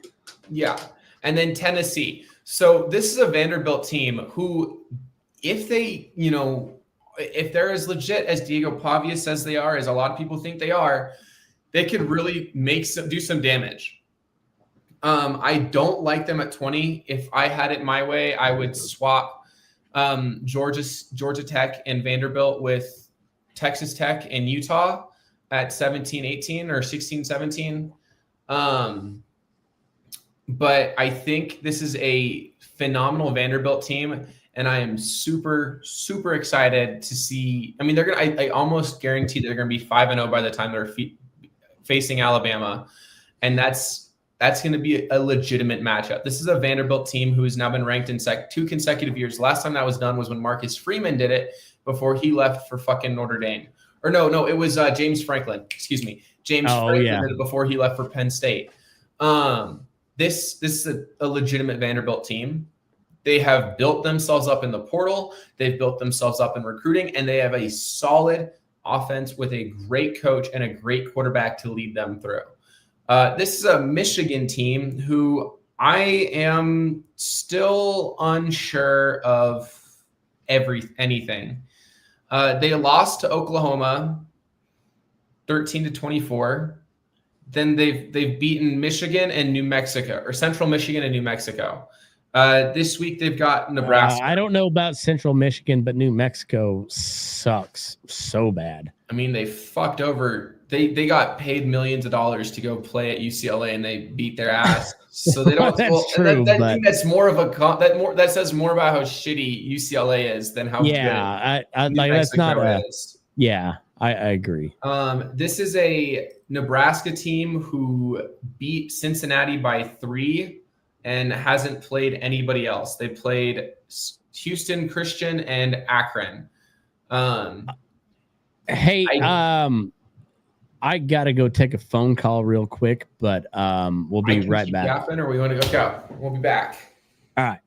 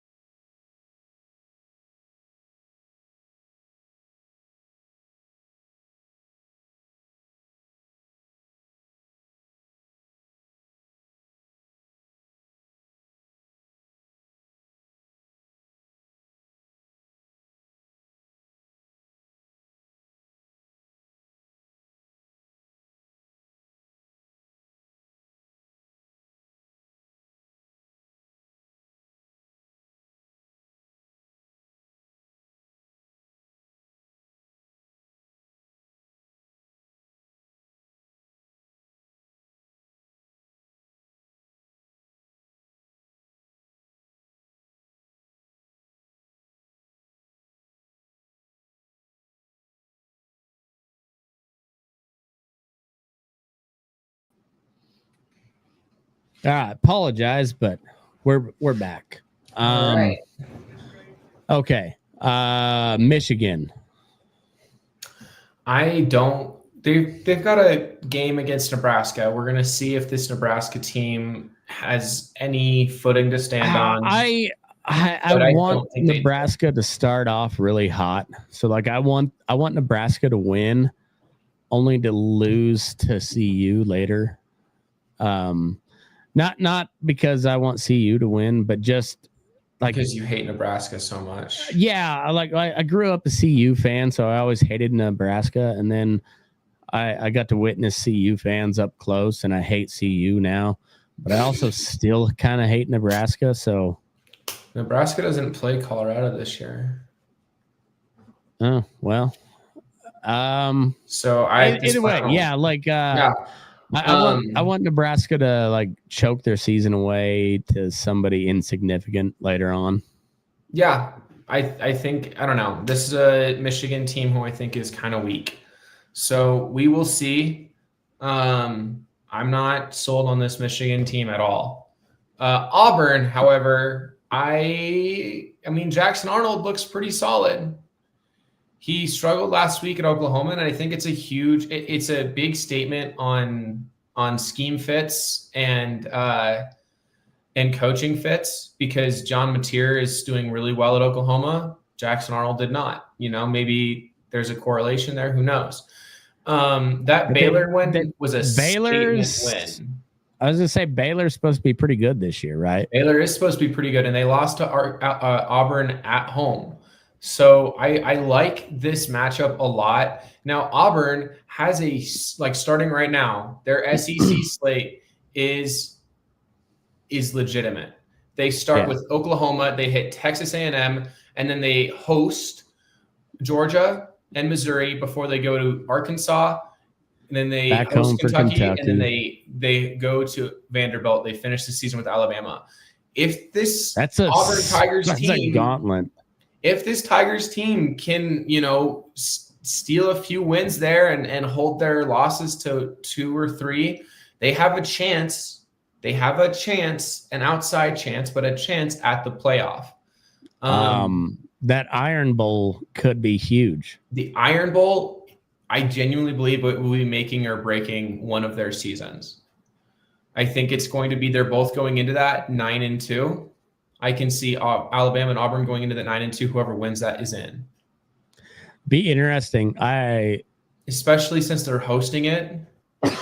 I'm not a fan of either team, but I like it when they're both good. For college football, it's good when the Iron Bowl means something, you know? Yes. It's kind of like back when the All-Star game meant something, you know? Yes, you know, like absolutely. the winner of the All-Star game meant something like that. Yeah. When the Iron Bowl is for something that makes college football good. Because that's one of the, outside of Ohio State, Michigan, and like Notre Dame, USC, like that's one of the classic rivalries of college football. Auburn, Alabama, the Iron Bowl. So yeah, I'd love to see it. I'd love to see that game be meaningful. Missouri, they're at where they seem to always be at. Like they'll probably season. Yeah. And like I won't be surprised to see them in the top 10 later on in the year. Do they win anything?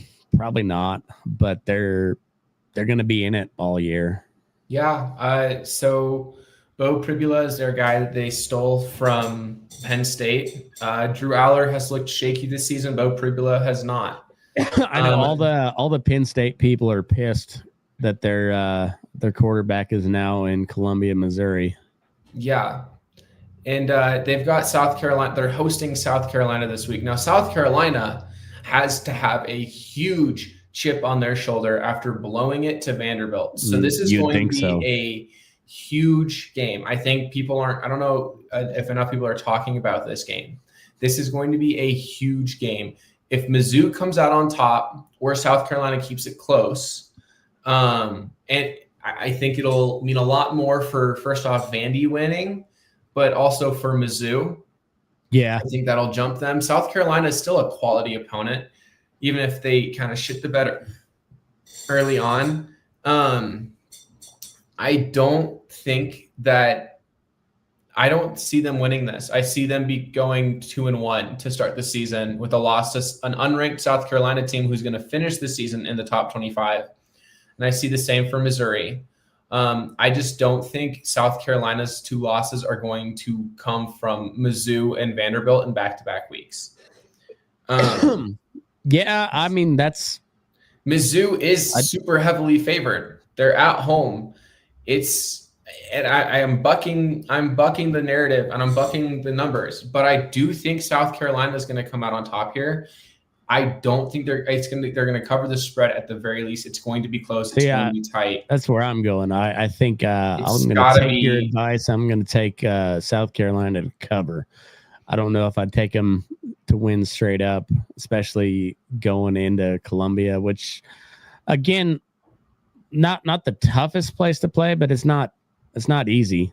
I mean, no, it's a legit stadium, and those fans are real. Yeah, I mean, Missouri is also not really a real place, but the people that live there seem to think it is. So, yes. Notre Dame sucks. Are hosting Purdue this week, and Purdue have the chance to do the funniest thing. That'd be so funny. I think it'd be hilarious if Purdue got a win over Notre Dame and then just in-state rival the bed for the rest of didn't win. Didn't even cover by 2 scores in anything else. 3-9 at the end of the season, and one of their wins is going to be over Notre Dame. Notre Dame is 0-2. They cannot afford, 24. And I talked about this last week. Their title chances rest immensely on the success of Boise State, of NC State, and USC. USC is currently ranked. NC State is 3-0. And Boise State is 1-1. If Boise State can work its way back up into the rankings, or if Arkansas, who they have next week, can work their way up into the rankings, they have a chance because they've got 2 quality losses to Miami and A&M. Yeah. However, but 1 at home, 1 away by 4 total points. I'm just the USC is their best opponent on the rest of this schedule. Yep. And I don't. What's Navy look like this year? Nah, I mean Navy looks like Navy. I think last year was a little bit of a fluke. I don't think we're going to see a ranked Navy program. Pitt, anything good there? No, they lost to West Virginia in the backyard bowl or whatever, backyard brawl. Well, how good is West Virginia though? Not good. Okay, so that's a West Virginia team who had high hopes coming into the season, and Pitt and West Virginia did not play well enough. They were supposed to have game day at that game, and they were like, "Oh, this is not a good enough matchup." So shit. I don't think Notre Dame. Syracuse, they lost their quarterback to the draft. They did, and they don't look that bad. They lost their one losses to Tennessee, but they haven't, and they beat UConn in overtime.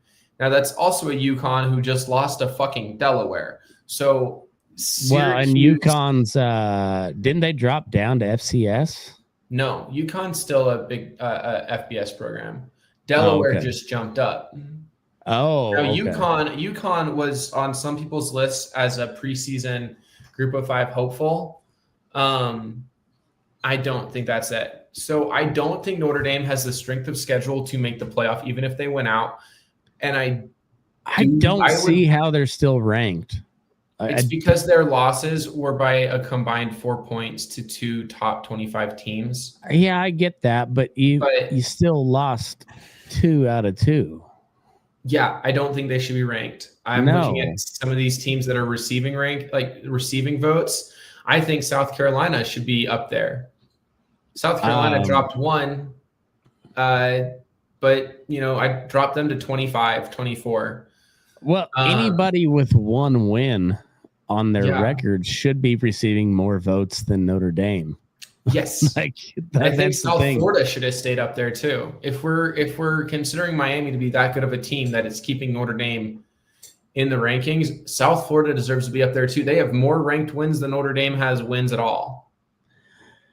Yeah, but they did get blown out by the team that Notre Dame lost by 1 point too. So either way, 0-2, you can't be ranked to top 25 and not have a win. Chiefs. It's like the Chiefs. They suck. Just like Notre Dame. Notre Dame and the Chiefs are in the same boat. They're garbage. They're 0-2. Tennessee's beat Missouri State, beat them handily. Georgia Southern beat them handily. Purdue beat them pretty handily.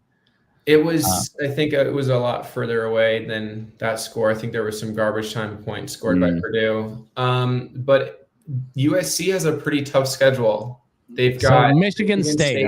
They're kind of on the come up a little bit, aren't they? They are on the come up. I think they're 3-0. Because what was there? Tom Izzo was there the coach before? Yeah, and they're kind of finally gaining some ground back. They've got wins against Boston College, Youngstown State, and Western Michigan. Their win against Boston College is a pretty solid win. I think this is going to be a huge game though for Michigan State, because if they can win here, they have a pretty solid schedule that could push them up. I mean, they've been good at football before. They're not known for it. They're a basketball school, but they've been pretty solid in football for extended periods of times. Not barn burners. I wouldn't call them a blue blood, but they're like a second tier team pretty easily. But they've got So USC's got to go. They're home against Michigan State. That's probably go to Champaign-Urbana or whatever it is in Illinois. Yeah, and then at the Big House. They're hosting. No, they're hosting. They've got Michigan in LA, and then they got to go to South Bend. Yeah, then they go to Lincoln. South Bend.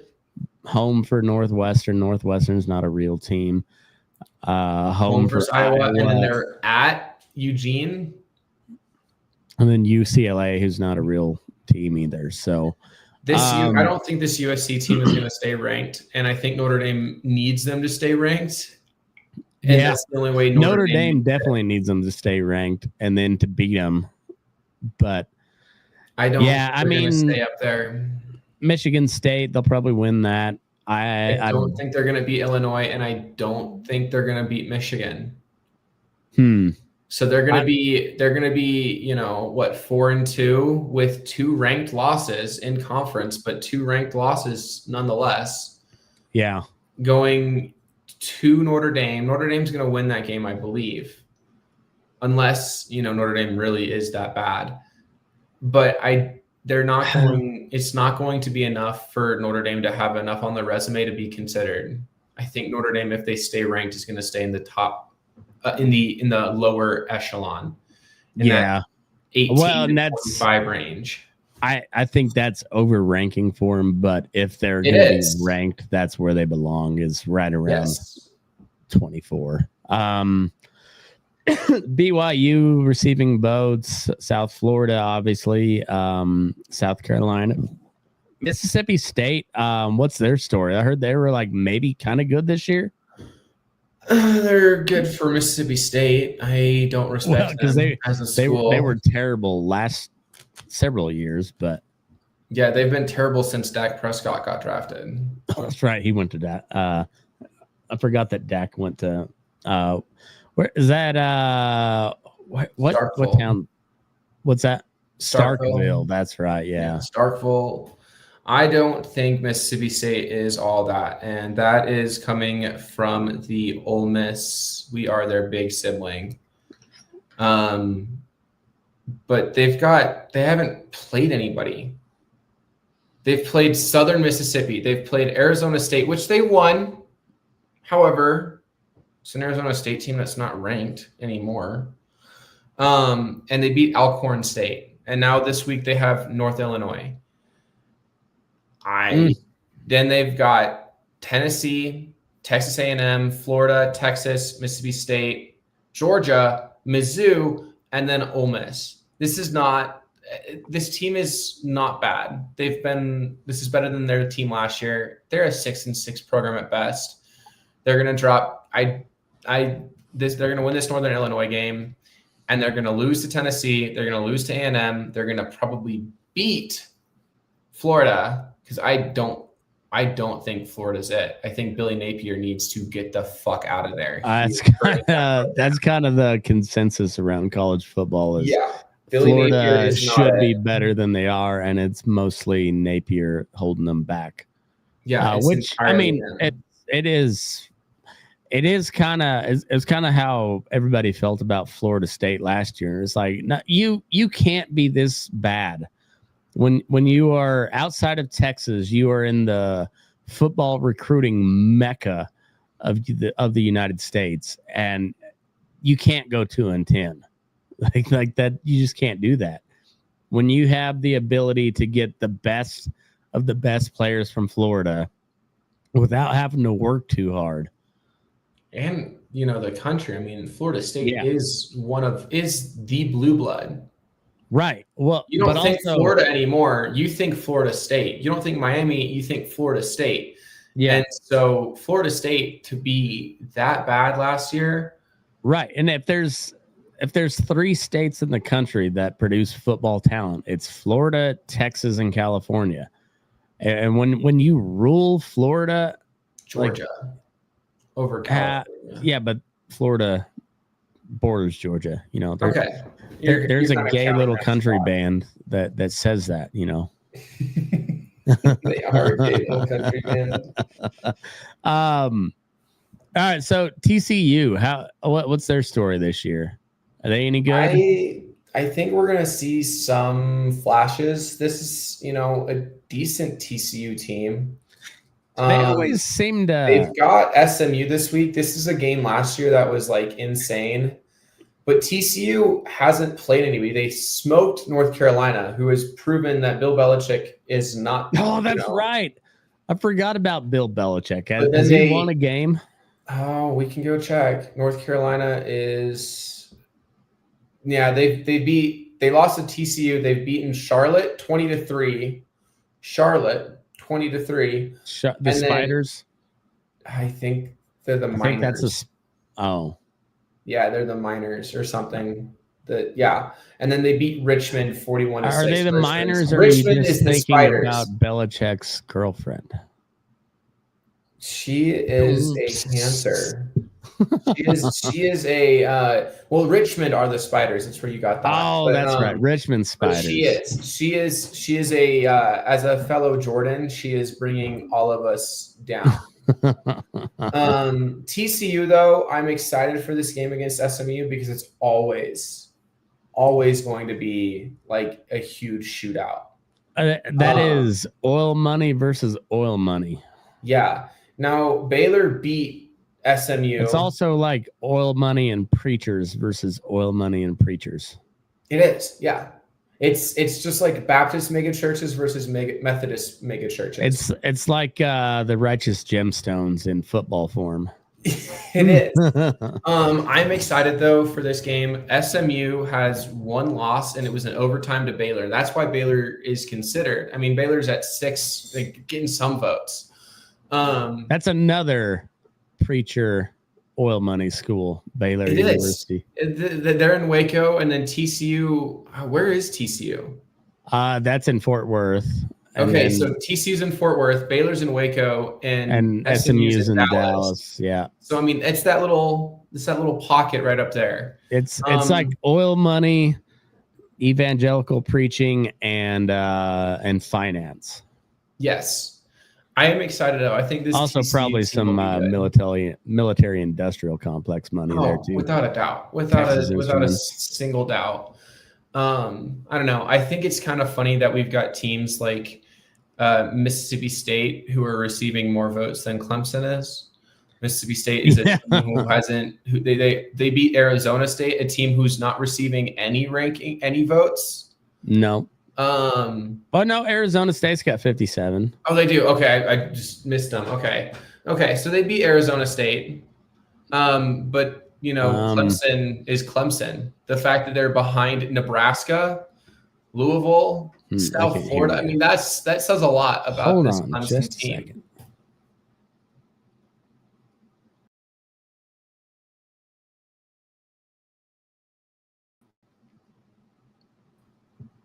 All right, there you are. We're back. I can hear you now. Okay, sorry about that. The fact that Clemson is receiving any votes at this point, I think, is laughable. But the fact that they're receiving less votes than any of these programs, you've got Mississippi State, you've got Louisville, you've got Baylor, programs that haven't really had great years in the past years, Nebraska's, and they're still getting more votes than Clemson says a lot.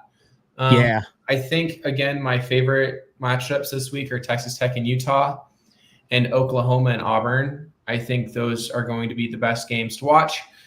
Tulane, Ole Miss is going to end up being a track meet. It'll be fun to watch for a while until like the third quarter. And Ole Miss is Texas Tech, Utah's early too, so it'll be 9 o'clock Pacific time, noon Eastern. 10 a.m. game. Yeah.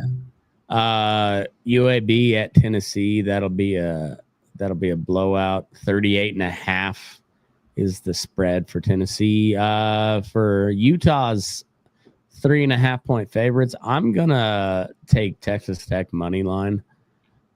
Probably not great odds, but it's gonna be plus money. So Oregon State. This is the Beaver Bowl or the Apple Cup or whatever. No, it's whatever. Apple Cup is Washington Wazoo. That's right. I don't know what this one is. It's the Pond. Something like that. You've got the Pond. It's or the Ducks and the Beavers. 34.5 for Oregon. I would take OSU to cover the spread. They are bad this year. Yeah. Kent State at Florida State. That's going to be 44.5 point spread.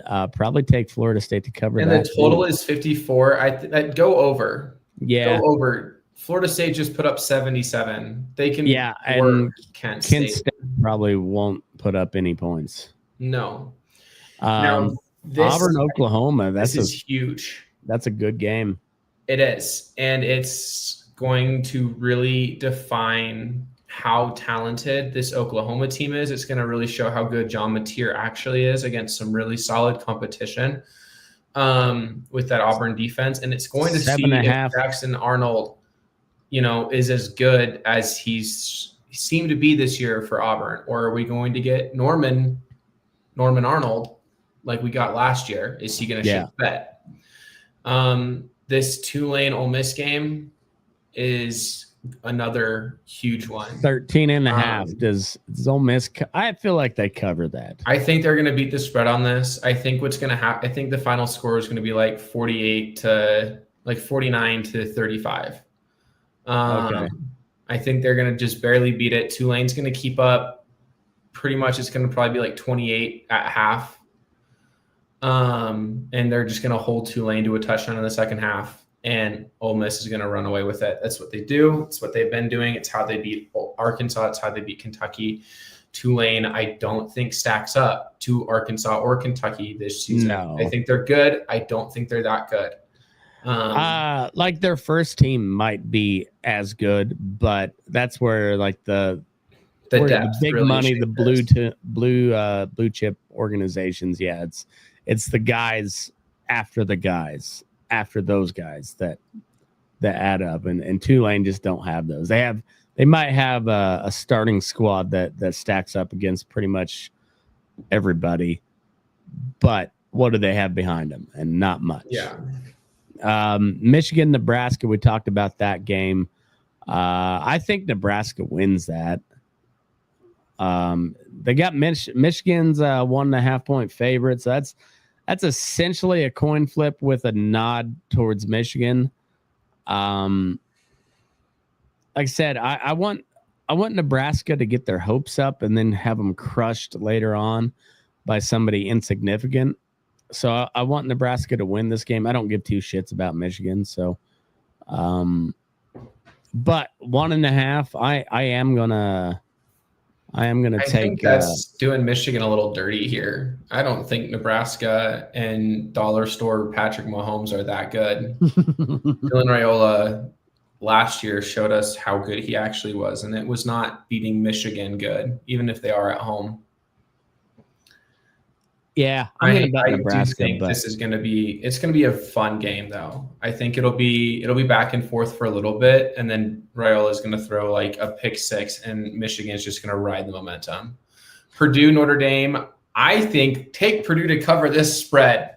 25.5. All right. I take Purdue to cover the spread. I think Notre Dame is that bad. I don't think Purdue is good at all. I think Notre Dame is that bad. I would say Purdue hasn't been good in a long time. No. Temple, since Georgia Drew Tech, Brees was there. No. Yeah, really. Like that was like the last time they were good, I think. Yeah. Temple, Georgia Tech. I mean, who cares, honestly? Temple is Temple gonna make a run anywhere? No. Absolutely, without a doubt, unequivocally, no, they will not. SC, Missouri, South Carolina, Missouri. This could be a good game, but they got Mizzou at 9.5. I don't think Mizzou is that much better than South Carolina, and that's not to say South Carolina deserves to be ranked.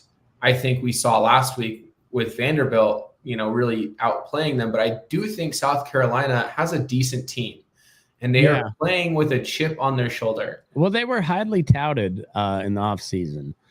Some might say overranked, but they do got a lot of talent on that roster. I did say they were overranked, and I was right. But I still think they are a good team, and I do think Mizzou has still some defensive stuff that they have to work out. And I think we're going to see that against South Carolina. We're going to see, hey, do we figure it out? Do we figure this out? Is this a team that we can hang with, or is this a team that we can beat? What's the deal with that? Florida, Miami. I do love that Florida is 1-2, and Miami is still only 9.5 point favorites. Does Tim Tebow still have eligibility?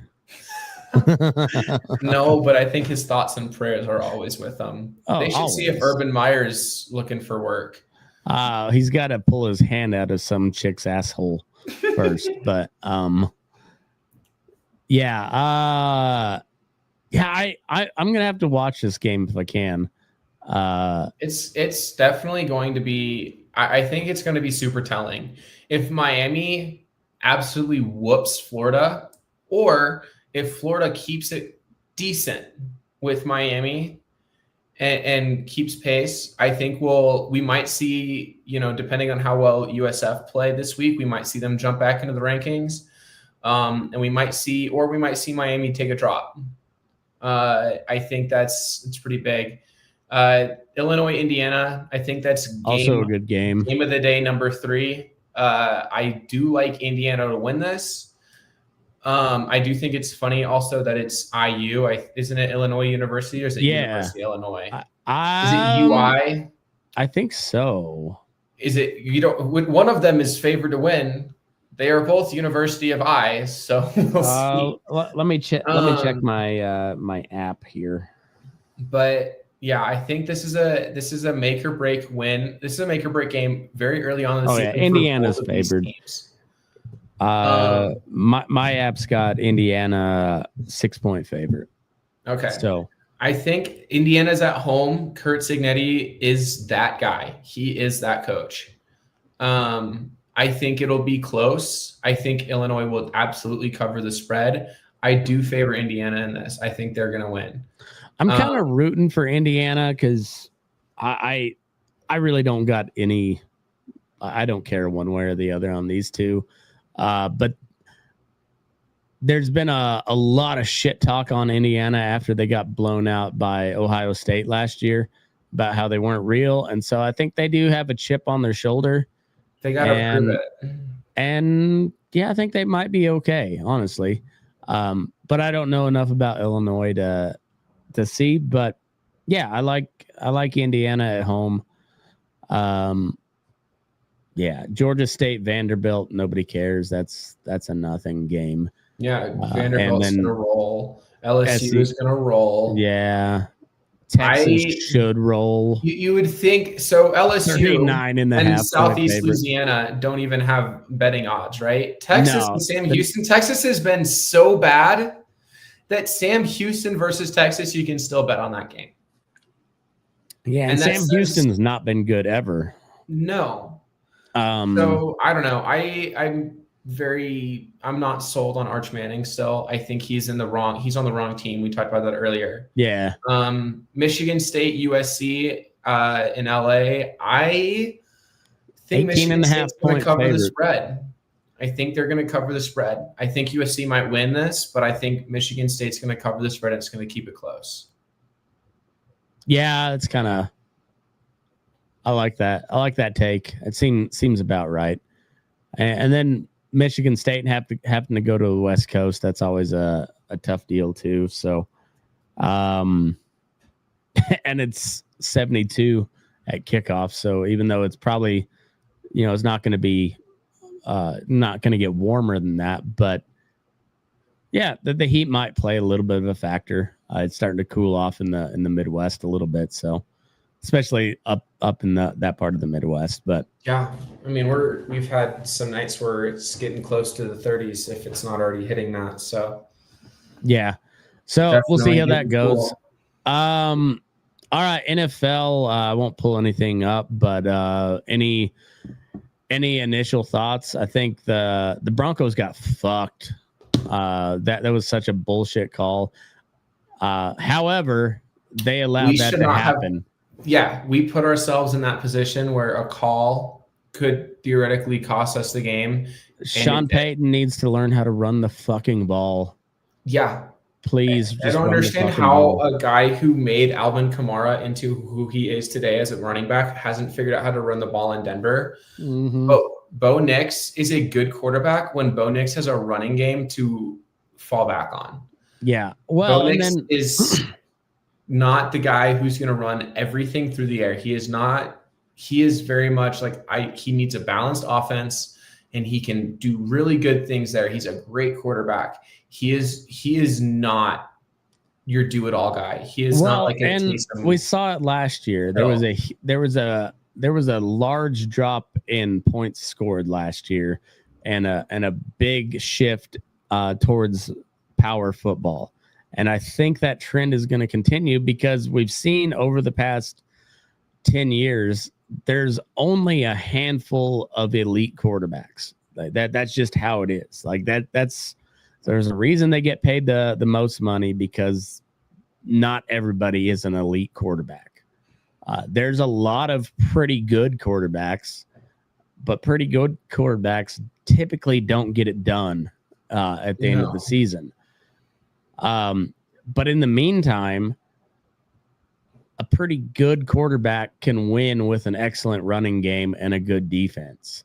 And we've seen that. And it's been the tale as old as time. Running backs are a dime a dozen. Like you can get by with 2 okay running backs. Yeah.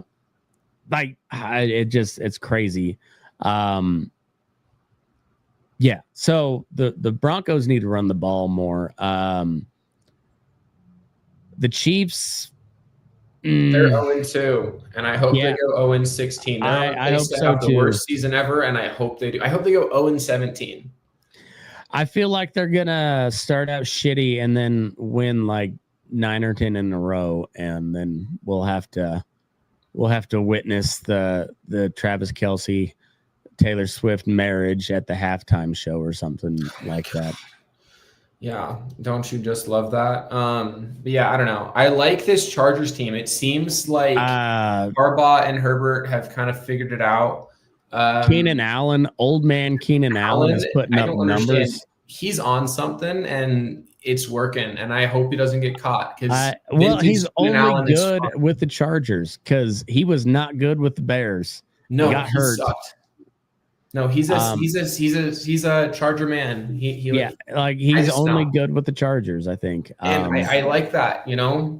I think I'm excited. I think it's actually blatant corruption and cheating for Tom Brady to be both in the broadcast booth at non-Raiders games and available to interview players and be on the field and be in those environments, and then also be in the coaching booth for the Raiders. I think that is absolutely unacceptable, regardless of how you feel about Tom Brady. That cannot be allowed. Right. Yeah, you can't. They wouldn't allow that for anybody else. No. Pete Carroll, I think, is a good coach. I think we're going to see a Raiders team who has a chance at a wild card spot. I think they're the 3rd best team in the division. I think it's the Chargers, the Broncos, the Raiders, and the Chiefs, and that's because I hate the Chiefs. And I really hope their devil magic has run out. And I still think the AFC West is the best division. Absolutely, I think but I wouldn't put the Raiders above the last place team yet. That could change. Brock Bowers, Ashton Genty, that's a good duo. Ashton Genty just has to figure it out. Yeah, but I don't buy Geno Smith. He can put up some numbers, but when you need him to win, he can't do it. No, and we saw that also not just in his NFL career. We saw that at West Virginia. Don't count out the Chargers chargering like that. The Chargers do love to charge. They are the Mets of the AFC West. The Chargers gonna charger. Mets have caught so many strays. I know it.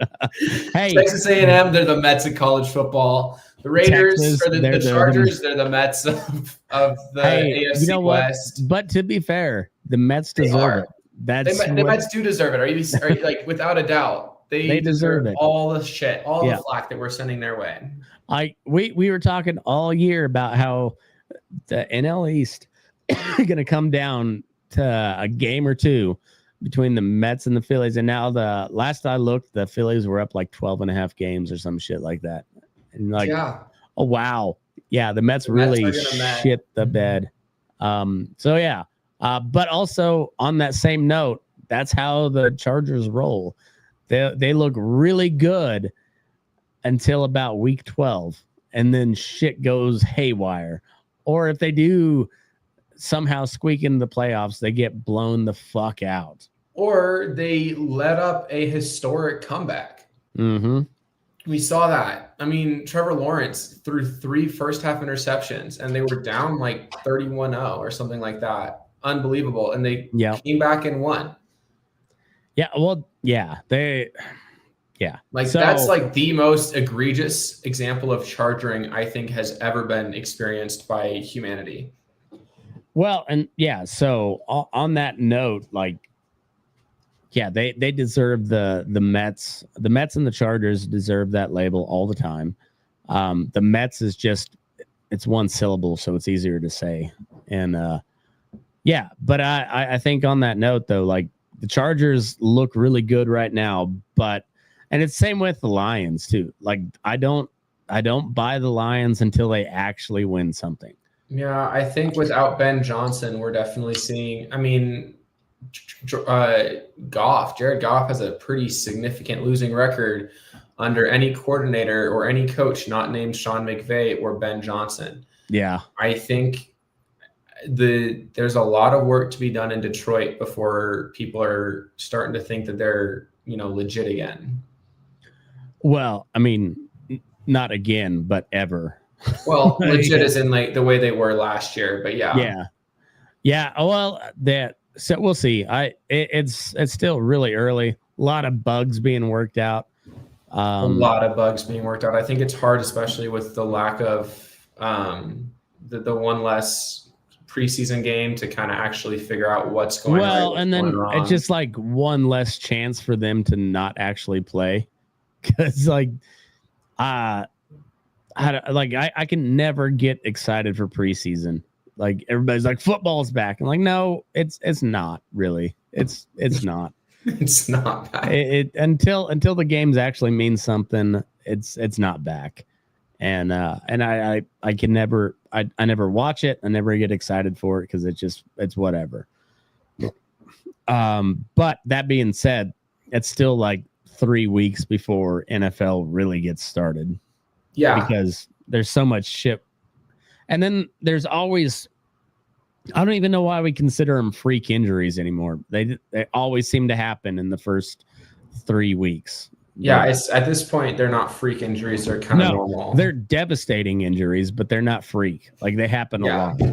Like Austin Eckler tore his Achilles. Like what is it with the Achilles all of a sudden? It used to, I guess, but they played on how people forever, it's how people are playing on the turf, how the game has changed, and how plyometrics has kind of taken over the training and the analytics of working out and being in football shape. When people tear their ACL, it's because of they're changing, like that they're planting differently than like you would if you're not going to tear your ACL. And when you're planting like that, it's like those hard cuts. It's not so much. We've kind of moved away from the, we're going to slip through or we're going to knock you down. Yeah. It's much more like, we're going to scheme you up and we're going to jump, left, right. We're going to, it's a little bit more like not jukey, but like more focused on hard cuts and things like that. When you plant wrong and then you go and you try to take off and you put all that weight right on that Achilles, on your heel instead of on your toe, because that's what happens when you cut. You're planting, you're putting it on the heel. Yeah. You're just gonna tear. You saw it with Aaron Rodgers, how he literally stepped and then went to step forward and his heel didn't leave the ground. Mm-hmm. It's a difference in how we're training, how football players are training and how they're playing and how play styles are evolving. It's what's going to happen is that it's either going to shift back or people are going to figure out how to do this without tearing their ACL or their Achilles. Yeah. The same reason we have an increase in ACL tears is just because people are training differently and running differently and playing differently than they used to. Yeah, it's along the same lines. That's why you see the rise of Tom. First of all, they invented the Tommy John surgery, but then now, and it's happening at a younger and younger age too. Which is crazy. No, I know kids like teenagers who are getting Tommy John. My son the other day, he's only 8, so I don't have to worry too much yet. But he's like, I know how to throw a slider. I was like, no, the fuck you don't. We're not doing that. Stop.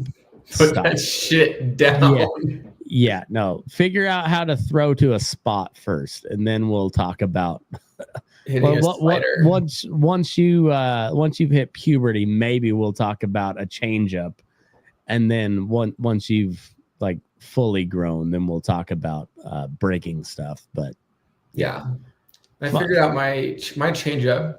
wasn't really much of a changeup because it was just me throwing slightly slower than my already very slow fastball. But yeah, I think that's a good spot to wrap up for today. I think so. Yeah. Yeah, we'll see on the NFL. Yeah, it's a long season and it's just getting going, but yeah, college football is already interesting, and baseball is getting really fucking interesting. Like it's getting really fun. So we'll have to play it by ear for next week, but I'm looking forward to seeing what happens then. But on that note, go find us on all the places, Burning Daylight Sports. Like, follow, subscribe, share, all that happy horse shit, and move your ass. We're Burning Daylight.